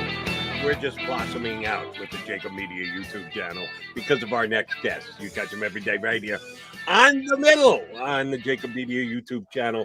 One Mr. Harry Mays, who not only has the great banner going behind him, because he's got about 42 different banners he uses on the middle as a backdrop. He's got the birds up there for us today. I know he's going to be paying attention to the birds on Thursday night because, well, there's no golf to interrupt his Eagles watching because they don't play on Thursday nights on the PGA Tour. But Harry, good to see you, buddy. How you been? Actually, they do, Jody. The CJ Cup will be on Thursday night from Las Vegas. No, stop it. You're lying. Actually, that's a really good field, Jody. Yeah, there is. It's the first round. You got to get, I put first round leader bets in. I got to keep tabs on that stuff. So I'll have where both. Are they coming from? Las Vegas. Isn't it going to be over by the time the Eagles and Bucs kick off? No, it'll be like 5:15 out there. So they'll still be playing for a little bit. All right, you don't have a backdrop of the rolling hills of Robizonia? You get Mr. Burks County over here? No, I don't actually. If you can send me some pictures, I'd be happy to put them up. What's going on, Jeff? Jody, good to be here, man. Harry, good to see you, buddy. And yeah, please turn over to the Eagles by kickoff. That even though you may have action on who's going to lead after the first round, you should be there for kickoff. We haven't had you on since the summer, back in preseason and like. Remind me what kind of a season you thought it was going to be for the Eagles. I thought it was going to be about a 6 or 7 win season. No playoffs. I never fantasized about something like that. I thought it was a look-see is basically the way I described this year, because there was so much we didn't know about this coach and this coaching staff. And of course, we don't know if Jalen Hurts is the guy going forward. And this is like this 1 year sort of audition to see if he's a guy that you're going to keep as your quarterback, or are you going to invest with all this draft capital that they're probably going to have early in the draft on the future, or do you trade that away to maybe lure a veteran in here that may become available? And I just figured this was 17 games to figure that out. But the crazy thing is we're 5 weeks into this thing now, and I don't have any more idea as to the answers to either of those questions than I did back when I was on with you in July or August or whenever it was. All right, it feels like, too, Jalen Hurts. I don't think he's ever going to be at the level of Patrick Mahomes, no, Justin Herbert. Russell Wilson, yeah. Yeah, exactly. But can he develop into, look, Lamar Jackson was always a freak athlete. but the way he throws the football now is insane. Same with Josh Allen. Like, do you think he could potentially become that type of player? Well, I think there's the potential there if the coaching staff allows him to. I think they're sort of dumbing this whole thing down. I don't know what the offense is. I mean, it's swing passes and wide receiver bubble screens, and it's just, it's a lot of short stuff. And then, when they get behind, which they typically are, it's like one read, and if that guy's not open, tuck it and go. And I don't think that kind of offense is sustainable at the NFL level to win a lot of games, number one. And number two, it's not going to really develop your quarterback. Yeah, but did look pretty good last night with Lamar Jackson when he rallied the Ravens from. He's a rare bird, though. I mean, he's a special Raven, if you will. Kind of is. I acknowledge that. You just said something, Harry, and I applaud you for saying it. But I want to ask you how others look at it. You said, I have no more of an idea as to whether Jalen Hurts is the guy or not. You're right. But yet there are a whole bunch of people here in this town, mostly fans, some media members, that want to declare what Jalen Hurts is already, that he's not good enough. I've seen enough. No, what are they doing? He can't play. They can't run the RPO offense all year long. He doesn't throw the ball well enough. 5 games. And then there are others that want to say, this is the guy. He's going to take us for the next decade. He's got numbers that you can use that show he's doing things that no other quarterback does. Yeah, those numbers can be squeezed and moved and manufactured any way you want. It's still to be determined. Right. We've still got 12 more games yet to go. I don't think it's a bad thing that Harry Mays or Jody McDonald or anyone else don't know yet whether Jalen Hurts is the quarterback of the future of the Eagles. Well, you're right, Jody. And it's just, I'm not a hot take guy, and neither are you. I've known you for a long, long time. And it's like, it's okay to say, I don't know yet. I mean, everybody wants to get on Twitter and make some big statement, and get a bunch of retweets and likes. And I couldn't give a crap about that. So I just keep losing. I just keep losing followers every day anyway. I don't even know if anybody sees my tweets anymore. But yeah, I don't know. I mean, I'm hoping we can figure this out. It comes to, December. So that's really my hope. Right. Harry, one of the things too with Jalen Hurts, I actually feel we learned a lot Sunday. He didn't play well, but yet he got a fourth quarter comeback. He showed up in that. That's actually what I want to see in a quarterback, because with all due respect to Carson Wentz, as well as he played last night, again, it was, you can blame defense all you want. You can blame Frank Reich all you want. But at the end of the day, he did not make the passes he needed to make, even though he had a tremendous game. But Jalen Hurts found a way to make that play. Right. Yeah, that's true. And that's one of the things you got to like about the kid is he's got guts. He's never going to quit. He's a great leader. I think the players really respond to him, and which is something that we saw over time that they didn't do with Carson Wentz. I mean, it was so markedly noticeable, guys, when they would put Foles into a game. Like, the team just sort of rallied around him and they responded to him in a different way than they did Wentz. And the same thing when Jalen Hurts came in last year, for this final couple of games. Now, that's all quality stuff. I just want to see more of the offense unfold and sort of let's see if he really can make all the throws, and make all the reads and the checks and everything, because there's a lot to like about him. There's pros and then there's, some cons, and I want to try to work out to see if we can get rid of some more of these cons as the year goes on. All right, Harry, if you had caught the show yesterday, you might have had your eyebrows raised, because I may have had an actual hot take. Or at least I know I got the eyebrow raising out of Jeff Kerr and Paul Dumwich, who I had on as a guest. I want to ask you about a particular player on the Eagles. What are your thoughts on Derek Barnett? I think at this point, we'd have to classify him as a bust for the Eagles. And I think, I don't think he's part of the plan going forward. I think the Eagles kind of told us that with what they did with Sweat. I think Barnett's going to move on and go play somewhere else, and maybe he develops into a great pass rushing defensive end that puts up a lot of tackles for loss and sacks. It's not happening here. He's a guy who can't seem to stay healthy too, which is, held him back. But for where he was taken in the draft, I would have to classify him as a first round bust. So the reason why I bring it up, sorry, Jeff, is because both Jeff and Damo said yesterday, well, he's a good player. No, he's not. No. I've given up. Right. I equated him to Vincent Velasquez of the Phillies. Oh. I hung tough. I hung tough. And then I said, no, boss. I give up. I surrender. Right. No more Vince Velasquez. Yeah. No more Derek Barnett. I'm done. Yeah, plus Too all many the stupid times. penalties. Let's wait. Ooh, he plays the run. Okay. Let's wait. No, mas. I give up. Derek Barnett, see you later. Bye. And I know they can't cut because of the injury with Brandon Graham. You're going to have to live with him playing a whole bunch of snaps the rest of the year. I have no faith he's going to make any plays for the Eagles for the rest of this season. No, I don't either. Maybe he makes one or two, but he's not going to make enough, but because I think I've seen enough too. And how about all the dumb, boneheaded penalties that he's committed, during his time here?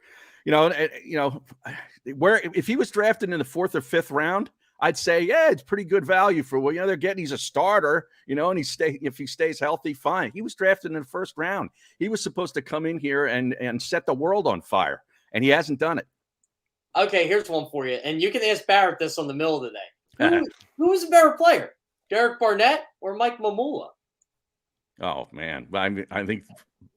Mike Mamula did get his sacks before his injury. I'll say that. I know, but he was so criticized by the fan base. He couldn't help where they drafted him. Now, and maybe Barnett's the same way too. But if you're drafted in the 1st round, you got to play up to that. And I got news for you. This Jalen Reagor's heading there too. Okay, he needs to do it a real quick about face and start making some freaking plays because Jefferson is looking real good with the Minnesota Vikings. Historically, has been since draft day. Right. The Eagles have paid that price, and they'll continue to pay it through the eyes of their fans. All right, Harry. Offensive line this week against the Bucs. Looks like Lane Johnson's not going to play. Doug Peterson. Nick Sirianni came out and said, yes, they hope to have him back at some point this year. That's not a good sign when he said this year. This week, this month, soon. There's a lot of ways he could have gone. He went this year. So it looks like they're going to roll out the same line they did last week with Mailata on the right, Dillard staying on the left. Mailata had some issues last week on the right-hand side. He'll probably be better because of it this week. They're already decimated across the offensive line. They have not been terrible. I'll give them that much credit. They've held the fort even with all the minuses they've had. Can they do that again against Tampa's defense this week? Yeah, it's going to be tough. That's a tough ask. And the problem here to me is that Dillard is only a left tackle. You can't move him around to the right side because obviously I think Jordan Mailata prefers the left side too. He had a lot of trouble, like you mentioned, with Hassan Reddick in that one series. I think Hassan got 2 sacks in two plays against him. So we'll see. I kind of like what I see out of Driscoll as an offensive lineman that they can utilize, at guard or tackle. He might end up being a decent right tackle before it's all said and done. I give a lot of credit to the coach. Stoutland has done an amazing job, getting these guys ready to play. We'll see. I just wonder, what the heck is going on with Lane Johnson? I mean, they've done a great job at keeping it under wraps, but it's really, a concerning thing the longer this goes on. Harry, John Gruden's out in Vegas, and there's a certain coach that we're all too familiar with here that has a connection to Mike Mayock, a pretty good one. Yeah. Is it possible we see Dougie P, coach of the Raiders in 2022? I wouldn't be shocked. I mean, that is a direct connection there, and he's sitting back, cashing checks and playing golf, which is what I'd love to be doing. Just playing golf. Getting those checks coming in from the Philadelphia Eagles for one more year. And then he says, you know what? I'm a coach. I want to go coach. And I think he'd be a great fit in Las Vegas. Let me ask you about, and I like Mayock. I have had him on as a guest a bunch of times over the years. I enjoyed his work, broadcast work. Yeah. He had either play-by-play and or analysis on the draft and all the stuff that he did. His tenure as general manager of the Raiders hasn't wowed anybody. No. They only know how much say he actually has. Gruden comes in, Gruden's going to be making calls, Mayock, and he worked hand in hand, but I don't think Mayock's overruling Gruden. Mm-hmm. It's probably been more Gruden moves than Mayock moves, but if you just assume that Mayock has the general manager status since he took over, It's not a given. If they end up with only 5 wins, 5-12, something like, and the bottom could fall out of this season real fast with the Raiders. Right. No, they were 3-0, but this is going to be a mess going forward. If they have a really bad year, is it a given that Mayock's the general manager of the Raiders at the end of the year? No, it's not. And you're right. This season could really go unwind really quickly here with this whole situation. That now looks like a really intriguing game for the Eagles here in a couple of weeks. You know, when you started looking at them at 3-0, you're thinking, man, going to Vegas, it's great for the fans that are going to go and have a great time, but might be a sure loss for the Eagles. Now, you know, not so much. I mean, these things can really, you know, change a locker room and the chemistry, you know, that exists with the team. So if they go 5-12, you know, something 6-11. There's no guarantees that the general manager's back too. Plus that owner, I mean, he's a little out there. He's not as bad as his dad, though. No. There's only one Al Davis, but Right. Mark does have a little of that in the genes. You are correct, H. Mace. I did have the pleasure of seeing a game at the Oakland Alameda County Coliseum, and Al Davis ran right by me because we were right down on the field in his white tracksuit, that like Gucci whatever tracksuit with all the jewelry. Oh, it was awesome. I'll tell you what, I was actually kind of shocked, like Gruden coached Sunday because, you know, I'm colleagues with Amy Trask over at CBS, and she was, you know, Al Davis was the pioneer for women in the NFL, and, you know, he hired the first minority head coach, and it's like, this is the Raiders. Like, they're at the forefront of this stuff. Like, right. I was shocked. Like, John Gruden was even allowed to coach on Sunday. You know, he resigned. Like, they didn't even fire him. Right. Yeah. Now looking back, you know, it is kind of glaring, and you know, I'm just wondering, like, you know, they got all these thousands of emails. I guess this was the Washington football team investigation. You know, what else is coming out here? I mean, do they have anything on Daniel Snyder? I'm sure there's a lot of Washington football team fans that are hoping some emails get divulged from him, and they can rid themselves of the ownership. But yeah, I mean, you know, this was while he was back at ESPN, and I heard, you know, Mike Tirico and Tony Dungy come to his defense on Sunday night, and he really did. Yeah, you know, both of them really did. But you know, you can't coach men in a locker room with that, you know, with them knowing that that's how you speak about people. You know, you just can't have it. And he had an openly gay football player on. Right. Yeah, right. From the area here. Yeah. I agree that he had to go. Couple of things. First and foremost, you're right about the Redskins.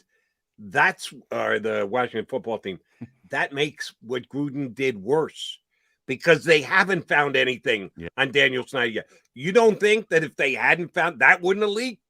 Oh, they've gone through all these emails, and the only thing they found is Gruden doing obnoxious things.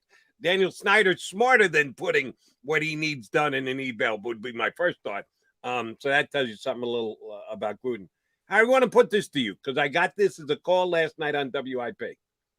Someone said, yeah, you know, Gruden compared to other guys who have violence against their girlfriends and their wives and like, they get second chances. What Gruden did was just type out emails. Now, it's obnoxious. It can't be accepted, but it isn't physical violence against another person. He wanted to know if I thought Gruden would ever get a second chance. And it's his third chance or whatever. He walked away, came back, blah, blah, blah. But off what's transpired here and his walking away, didn't get fired. He walked away, which we know full well could have been a negotiated walking away. And he probably got some of his contract going forward. That will come out over time. We don't know it just yet. But as of right now, he resigned as the head coach of the Las Vegas Raiders. He's getting a little up there in age. I don't know if he's ever going to want to do it again. Different people are motivated differently. Does he want to come back to try and take away a little of the stink of the way his career ended? Assuming he wants to come back, can John Gruden ever coach again in the National Football League? I highly doubt it. I don't think so. I think this is it. I really do. I mean, you know, I don't know if you'd want to or whatever. You kind of want to, you know, write your own ending if you can, but few of us really ever get the opportunity to do that. And I think this is it for him. And speaking of controversial coaches, Urban Meyer just can't help himself. You know, we're past the whole whatever he did in the Ohio thing, and this week drew my attention because I cover the league, and he said Trevor Lawrence wasn't ready to do a quarterback sneak, and Trevor Lawrence just vehemently disagreed with him. And I said, I don't know what the guy's talking about pretty much. And it just seems Urban can't get out of his own way with this football team. Yeah, they might want to leave him on the tarmac at Heathrow Airport when they arrive in London this week. Give him the old Lane Kiffin treatment. But yeah, they didn't fly back with the team from Cincinnati. That's Why true. should he fly back from London? Yeah, that's true. That's a very good point, Jody. Yeah, you ever heard of an NFL coach doing that? I mean, college coaches do it. Because if they're recruiting, somewhere, Right. they might go see a recruit and then fly home later, whatever it is. I never heard of such a thing. No, never. And then you see the video, and I'm like, I didn't see any grandkids in that video. You know what I mean? I saw, You mean that young lady kind of bumping up against him like one of his grandkids? Kind of bumping up. Oh, that's what I thought that was. Kind of bumping up against him, and he had his hands inside like an offensive lineman should. He didn't get him outside. He had the hands inside, Jody. No holding on the play. That's good. That might have kept her from getting. By the way, what fired. did he do to deserve the Dolphins and the Jaguars in London this week? I'm not sure if I want to get up and watch early morning football. Yeah, I don't think the NFL really wants the people in England to enjoy the NFL product because they keep sending just garbage games over there. What was it last week? The Jets and the Falcons ended up being, some points being scored, but I don't think that's going to convince anybody to put their Tottenham Hotspur scarf away and buy an NFL jersey. Well, now they got the 3 finalists for Germany: Dusseldorf, Munich, and I think Frankfurt's the other one. They plan to have 4 of these a year, 2 in London, I think 1 in Germany, and 1 in Mexico City. Oh wow! They better have better games than this. Yeah, you're not kidding. Since you're so on top of it, Jeff, I think you got to get that assignment. Yeah. CBS, you got to send Jeff Kerr over there. Jeff Kerr to Dusseldorf. Oh God! Let him get some loggers. They talk a little bit like that in Berks County, like in Dusseldorf. You might be able to communicate. I'd be the guy who complain. Why are we here? Why aren't we in Munich? Or I'd be that guy. Right. H-Mays, I want to jump back over to the Eagles for a second. We kind of beat up, or at least I did, on Derek Barnett. Can we do the same beating up of Jalen Reagor? I know he's less long-term than Barnett. Barnett's had that many more chances. He's actually done a little bit more than Jalen Reagor has in his career. He was a first-round draft pick. We know Jefferson was picked after him. We know what he's up against, but maybe it's just because the guy has handled his off-field stuff with social media and the like as questionably as he has, that I'm running out of patience with him too. Yeah, I've written off Derek Barnett. As I said, done. I'm getting dangerously close to that with Jalen Reagor, and we're only 21 games into his career as an Eagle. Yeah. Am I overreactive? No, well, maybe we are, because I'm the same as you on this one too, Jody. We probably should let this thing breathe for 2 full seasons at least. But I'm just saying, I'm heading there. And if he doesn't start making some plays, whether it's in the return game or as the wide receiver, we keep getting all these guys drafted like Arcega-Whiteside. I mean, we knew what that was early on, and we were right. Okay. And then you start hearing about, whoa, he's a great blocker. Give me a break. You don't draft a guy at the wideout position in the 2nd round because he can block. So I'm heading where you are with Reagor. Maybe after 2 seasons, I'll make my final declarative statement on him. My hot take. I'll put it out on Twitter. Since we're going the hot take route here, where would you rank Jalen Reagor on first round bust for the Eagles right now, based on what we got? Right, 610. All right, Harry. Let me throw you a stat for this upcoming game on Thursday. It courtesy of another friend of the show, our buddy Ed Kratz, who is Johnny Mac's conspirator at Sports Illustrated covering the Eagles. The Eagles have won 7 consecutive Thursday night games. It is the longest streak currently of any active team in the National Football League. 7 in a row. They are the kings of Thursday night. Wow. I was unaware of that stat. So was I till I saw Ed Kratz put it out there last night. Yeah. Good job, Eddie K. Can they actually win this game against the Bucs on Thursday? Yeah, I think anything can happen in the NFL. I'm convinced of it. It's possible. It really is. But I don't think they will. The question is that I'd have for Eddie K is what are they ATS in those games? He didn't tweet that out. You got to do your own research on that one, mate. Right. I know the last Thursday night loss. Do you guys remember the last time they lost on Thursday night? Last Thursday night loss. That's a good one. It's a while, but it's a goodie. You stumped me, Jeff Kerr. Harry made you take a guess? No, don't know. Andy Reid beat them in 2013, third game of the season. When was that a Thursday night? I thought it was a Monday night. No, that was it Thursday a night game. Thursday? Huh. That was a Thursday night game. Damn, I remember it as a Monday. I remember that vividly because I think that was the first time I vehemently rooted against the Philadelphia Eagles because I was still mad over them getting rid of Andy Reid. And Andy was a pretty good Thursday night coach himself. Yeah, he was. Yeah. Give him credit for that. All right, Harry, if you're worried about ATS, if I gave you 7.5, would you take the Eagles on Monday night against the 7.5? I'd take it. You would? Yeah. I'd take that. I'd take it. Yep. Yes, probably so would I. That half point, you give me 7.5, I'll probably take it. I'll sprinkle something on that if I can get that line. Got lucky on a half point. I had the Packers were my play of the weekend, and it came down to 2.5. I got it at 2.5, and the late field goal. I thought I lost that game about 22 times before it happened. I thought I won that game about 22 times before it happened. Ended up getting it by a half a point. But you take those winners where you can get them. All right, what do you got coming up on the middle today? You think you guys will be talking about Ben Simmons? I think we'll talk a little Ben Simmons. Yeah, absolutely. We'll talk about a little about John Gruden, and we'll start to look ahead to the Buccaneers game on Thursday night. We turn the page today on the middle.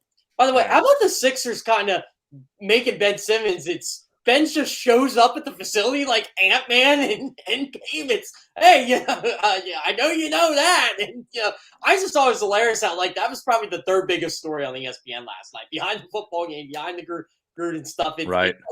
What a news night last night. It really was crazy. And I saw Kurt Heelan put out a tweet yesterday. I believe it was yesterday, either that or the day before, that said that Ben Simmons' camp and Ben Simmons would be open to going to Sacramento as one of the destinations. Of course, no one cares there.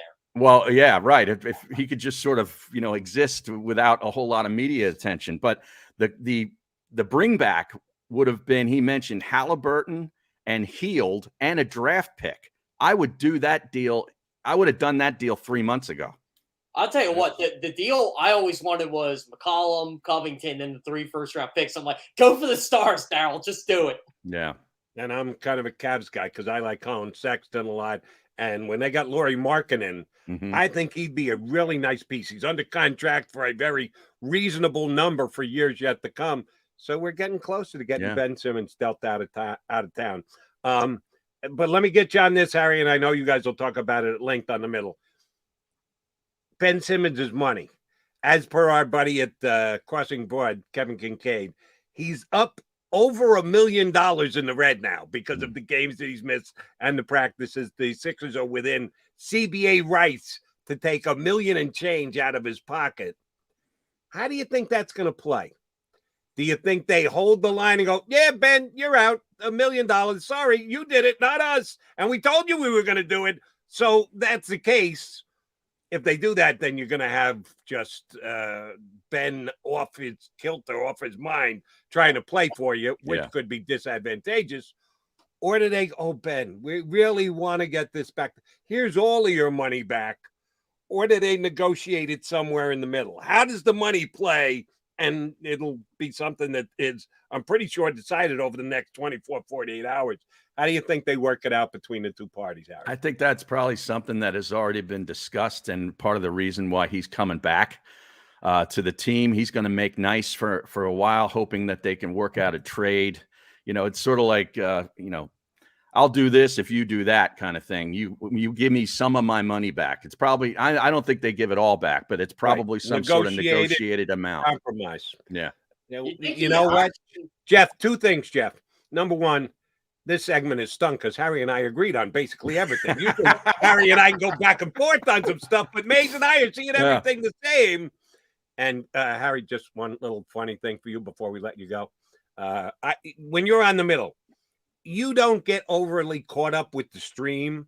Mm-hmm. I remember the promo we played forever with Barrett wishing happy birthday to all the streamers out there. He loves the stream. He lives on the stream. I know you don't, but here's my favorite stream of the day from John Dickerson. They called Jeff Kerr the Dusseldorf. Now that's good. Come on. I like that. That's quality contribution for the show right there. Sometimes you got to give the streamers credit when they come up with stuff like that. That's why I love the internet. Sometimes you come up with really good stuff. I like that. Maybe we can get a T-shirt and get it to Nick Sirianni. He can wear it at the next press conference. Hashtag Dusseldorf. Jeff Kerr Dusseldorf. Yeah, there we go. Hey, you know what? People got to be famous for something, right? That's exactly right. He is famous for being on the middle with Eitan Shander and Barrett Brooks. Harry Mays, a pleasure. They don't tee off for hours on the PGA Tour this week, so feel free to have some fun on the middle today without having to worry about golf. Thanks for coming on with us this morning. Appreciate it, Jody and Jeff. Good to be with you. That is Harry Mays from the middle on the JAKIB Media YouTube channel here with us on Birds 365. All right, we still got 15 solid minutes left. Jeff Kerr and I will come back. We got a couple more Eagle issues to deal with. Stay right here on Birds 365.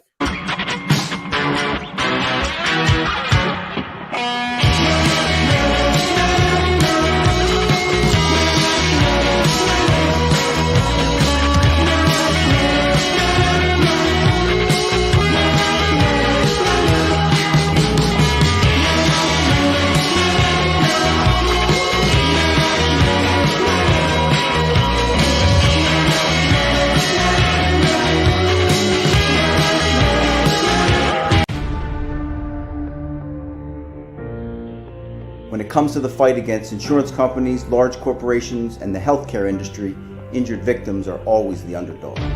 But that doesn't worry us. At Messon Associates, we're an injury law firm from Philadelphia, and we come to fight. Our clients know that they've got representation with a chip on its shoulder, and it's the same chip that makes Philly the toughest city in the country. Call 215-568-3500 or visit us online at messalaw.com. Messon Associates, the toughest injury firm in Philadelphia. At Stateside Vodka, every new customer gets the world's best rocks glass, free. What's that? A rocks glass? You're telling me that bottle is cut in half? You could say that. Holy shit. And you're telling me I can get one of these glasses for free? That's right. One free rocks glass per customer with each first-time purchase of Stateside Vodka. So good, it just disappears. The International Brotherhood of Electrical Workers, Local Union 98, is a proud sponsor of The Labor Show with J. Doc and Krause every Saturday night from 6 till 8 p.m. IBEW Local 98's highly trained and superbly skilled electricians are the best in the business, setting the highest safety standards in the electrical industry. So when you're planning your next industrial, commercial, or residential project, choose an IBEW Local 98 union contractor. Learn more at IBEW98.org. Go for the midnight dares. Go for the game. Go for the hits. Go for the fans. Go for the win. Go to Ocean Casino Resort. Book your trip at theoceanac.com.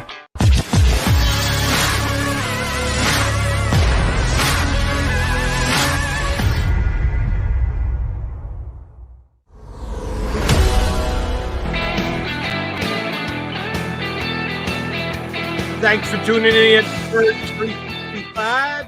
I got my guy Jeff Kerr in with me today. He's filling in for Johnny Mac. Johnny Mac was here way earlier in the show. He's got COVID testing to continue to cover the Eagles on a day-in, day-out basis. So Jeff steps in, as he always does, and does a great job for us. I want to go back to something we discussed well earlier in the show, and that is what transpired last night on Monday Night Football. The best that could possibly happen for the Philadelphia Eagles. Carson Wentz plays well, but the Colts lose. And yes, checked the Tankathon this morning to see where the Eagles' potential first-round draft picks were falling. Right now, the Miami pick, which they're definitely getting, would be the 5th overall in the upcoming draft. The Colts pick, which they could be getting, haven't been logged in yet, but just that many more snaps taken by Carson Wentz. So they're moving on up to 75% of the plays. that would be the 6th pick in the draft. And the Eagles at 2 and 3 themselves would be the 10th pick in the draft. So they had the 4th, the 6th, and the 10th. A lot can happen and change that. It could go up, it could go down. A lot of things can go there, but that's where we sit as of right now. John McMullen and I disagreed a little bit on whether the Colts will pull the plug on a Carson Wentz season. That their general manager, John, firmly believes if they're locked into a quote-unquote lottery type pick. I know the NFL doesn't have lottery, but you know what the lottery is in the NBA as compared to all their other picks. A pick somewhere in the first 12 picks or so. That they will make sure that Carson Wentz never gets to 75% of the snaps of the Colts this year. And that's very likely to happen, but I don't think it's impossible that the Colts end up having a bad year because the Titans aren't going to run away and hide in that division, that they're still in the mix well up to week 13 and 14. And remember, we're now going week 18 because we're playing 17 games, that they're still mathematically involved. I don't know if the Colts just want to go, all right, we're done. Let's be honest with ourselves. We really, even though mathematically we're still involved, we're going to tank the season and we're going to pull Carson Wentz from the game. Yeah. Because the other thing that we didn't talk about with John, I want to get your take on, JK. You do that, you're severing all ties with Carson Wentz. You know that, right? So as soon as you pull him, we know how he reacted last year to being pulled. How'd that go? You do that with him again when he's playing decent. Oh, by the way, he was god-awful with the Eagles, and he lost his mind when they pulled him from the starting lineup. This year, he's solid. He's good. He was very good last night, but for the season, you would say he's pretty good. If they pull him and that's the case, then you've just written him off and just said, okay, we'll take the dead cap hit. Not as big as the Eagles one, but we'll take a dead cap hit and we'll move on from Carson Wentz next year. I don't think it's a foregone conclusion if they do that. If it's, we got to rebuild, we got to go find another quarterback now, or we don't blame Carson Wentz, even though we may or may not make the playoffs. I don't know that they're going to pull him and just say, yeah, we're going to protect that first-round pick. Yeah, first off, you mean to tell me that if the Indianapolis Colts are 2 games behind the Tennessee Titans in week 14, week 15, in mid to late December, or 1 game back, they're going to tank the season? Yeah, that ain't happening. Sorry, it's not. They're going to try to win that division, especially since they have, if I remember correctly, a late season game with Tennessee. By the way, their wins are going to come. They do play the Houston Texans twice. They will play the Jacksonville Jaguars. Their wins are going to come. So they're going to be theoretically in it. But yeah, you are absolutely right, Jody. You know what you're doing. Like, I saw Colts fans want to fire Frank Reich, but they want to keep Carson Wentz. I'm like, that ain't how it works. Carson Wentz is here because Frank Reich's his quarterback. I mean, his head coach. That's why he's here. So if you're severing ties with Frank Reich, you're severing ties with Carson Wentz. And I don't think the Colts really want to do that. The Colts organization, from what I was told this all season, felt they have their franchise quarterback. Well, if you think you have your franchise quarterback, why would you bench him? Or whatever, especially when he's playing well. It's not like he's terrible. He's not lighting the world on fire here, but last night showed you a glimpse of how good Carson Wentz can potentially be in that offense. I mean, again, should the game have come down to Rodrigo Blankenship? No, it shouldn't. But you have to look at it. Did Carson Wentz make the throws? No, because you couldn't make them here. It's a very tough conundrum here. And, a lot of people still like to say the Eagles made a mistake trading him. I definitely am not one of them. He was the worst quarterback in football last year for real. Oh, I'm sorry, second worst quarterback. Drew Lock was the worst quarterback. But he was not good last year, and he needed to change the scenery. He's playing decent in Indianapolis. He played really well last night. Probably didn't deserve to lose the game. But lo and behold, he did. Eagles fans should be happy. They're 1-4. He's playing halfway decent. He doesn't deserve to get benched. But, yeah, the Indianapolis Colts are not benching him. Look, Brett Hundley is their backup quarterback. They're not bringing in a decent backup quarterback if he gets hurt. Why? Because that might affect him. They know this. I think that's why they brought in Brett Hundley, because I think Jacob Eason was actually someone that he could be concerned about. So let's get a guy in between that we know can't really play, and we'll keep Carson's head on his shoulders. All right. Besides that, do me a favor. You got a pen and piece of paper there? I do, actually. Okay, get it out. Right. I'm going to give you the Colts schedule going forward from here.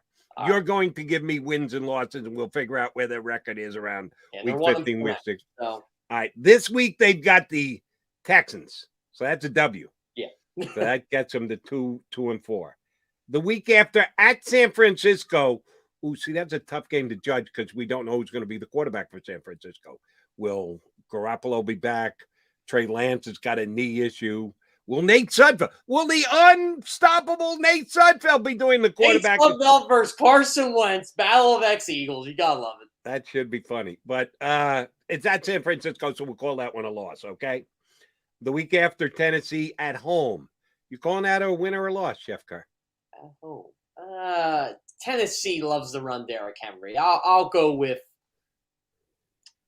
I got to go Tennessee on that one. Okay, so that's a loss. So that's now 2-6. That's not good. Home Jets win 3-6. Home Jacksonville win 4-6. At Buffalo loss. At home Tampa, but it's Tampa, same thing. We think the Eagles are going to have problems. We got to think Colts going to have problems too. So that's another loss. So what are we up to? 4-8? 4-8. At Houston, win. Houston's terrible. 5-8. Ooh, here's a good one. The next week, home New England. Win. That's 2 evenly matched teams. Jeff Carr, you got to make the call on that. They're 5-8. I think Colts win. I think the Colts beat them. Okay, that's 6-8. At Arizona the next week, loss. 6-9. So 6-9. And that's at Christmas time. That's right at Christmas. That's right at the time Carson Wentz will be moving up to 75% of the plays. I think they're still in it. I think they're still gunning. I think they're still going for it. I don't think they're going to pull the plug on Carson Wentz this year. The Tennessee Titans aren't the Dallas Cowboys. They're not running away with this division. They're not. They string together wins. It's because of how bad the division is. I mean, this isn't a lightning bolt team here. There are, and remember, the Titans play a first place schedule. They gotta play Buffalo. They have to play Kansas City. They have to play these teams. This isn't all cut and dry here. So it's going to be tough if they do what we think we're going. Maybe the Colts pull off an upset somewhere in there. That might even be better, but it's not going to be a top 5, top 10 pick. But top 15, you got a shot. Yeah, I am a big Jeff Carr fan, specifically on CBSSports.com. I read whenever you do right. I'm also a big Peter King fan. I take it you are too? Yeah, Peter's very good. He's as good as it gets. On Pro Football Talk these days, that's where you find his column, NBC, Forever in Sports Illustrated. He took a serious shot at Julio Jones in his column this week. That the Tennessee Titans traded for him. And Julio, at this stage of his career, misses a whole lot of games. And he's missing games again this year for the Titans. And they've got both of their top 2 wide receivers out of the lineup. All of a sudden, their quarterback is coming back to the pack. He's not quite as highly rated as he has been last year. And I gave him credit because I was never a Tannehill guy. When the Dolphins drafted him, I rolled my eyes.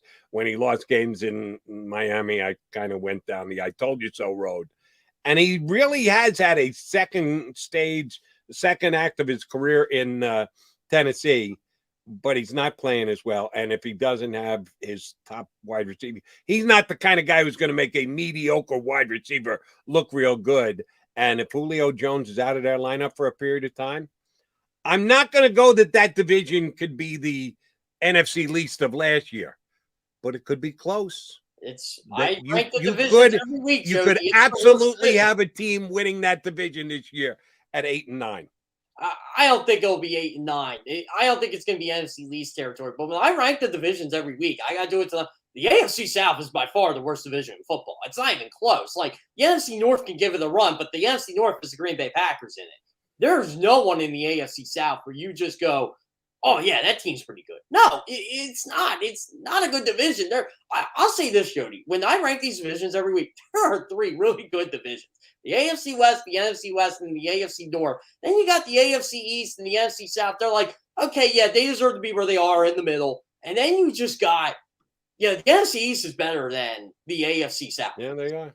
And they're better than the NFC North, honestly. Like, Washington did not help that cause this week.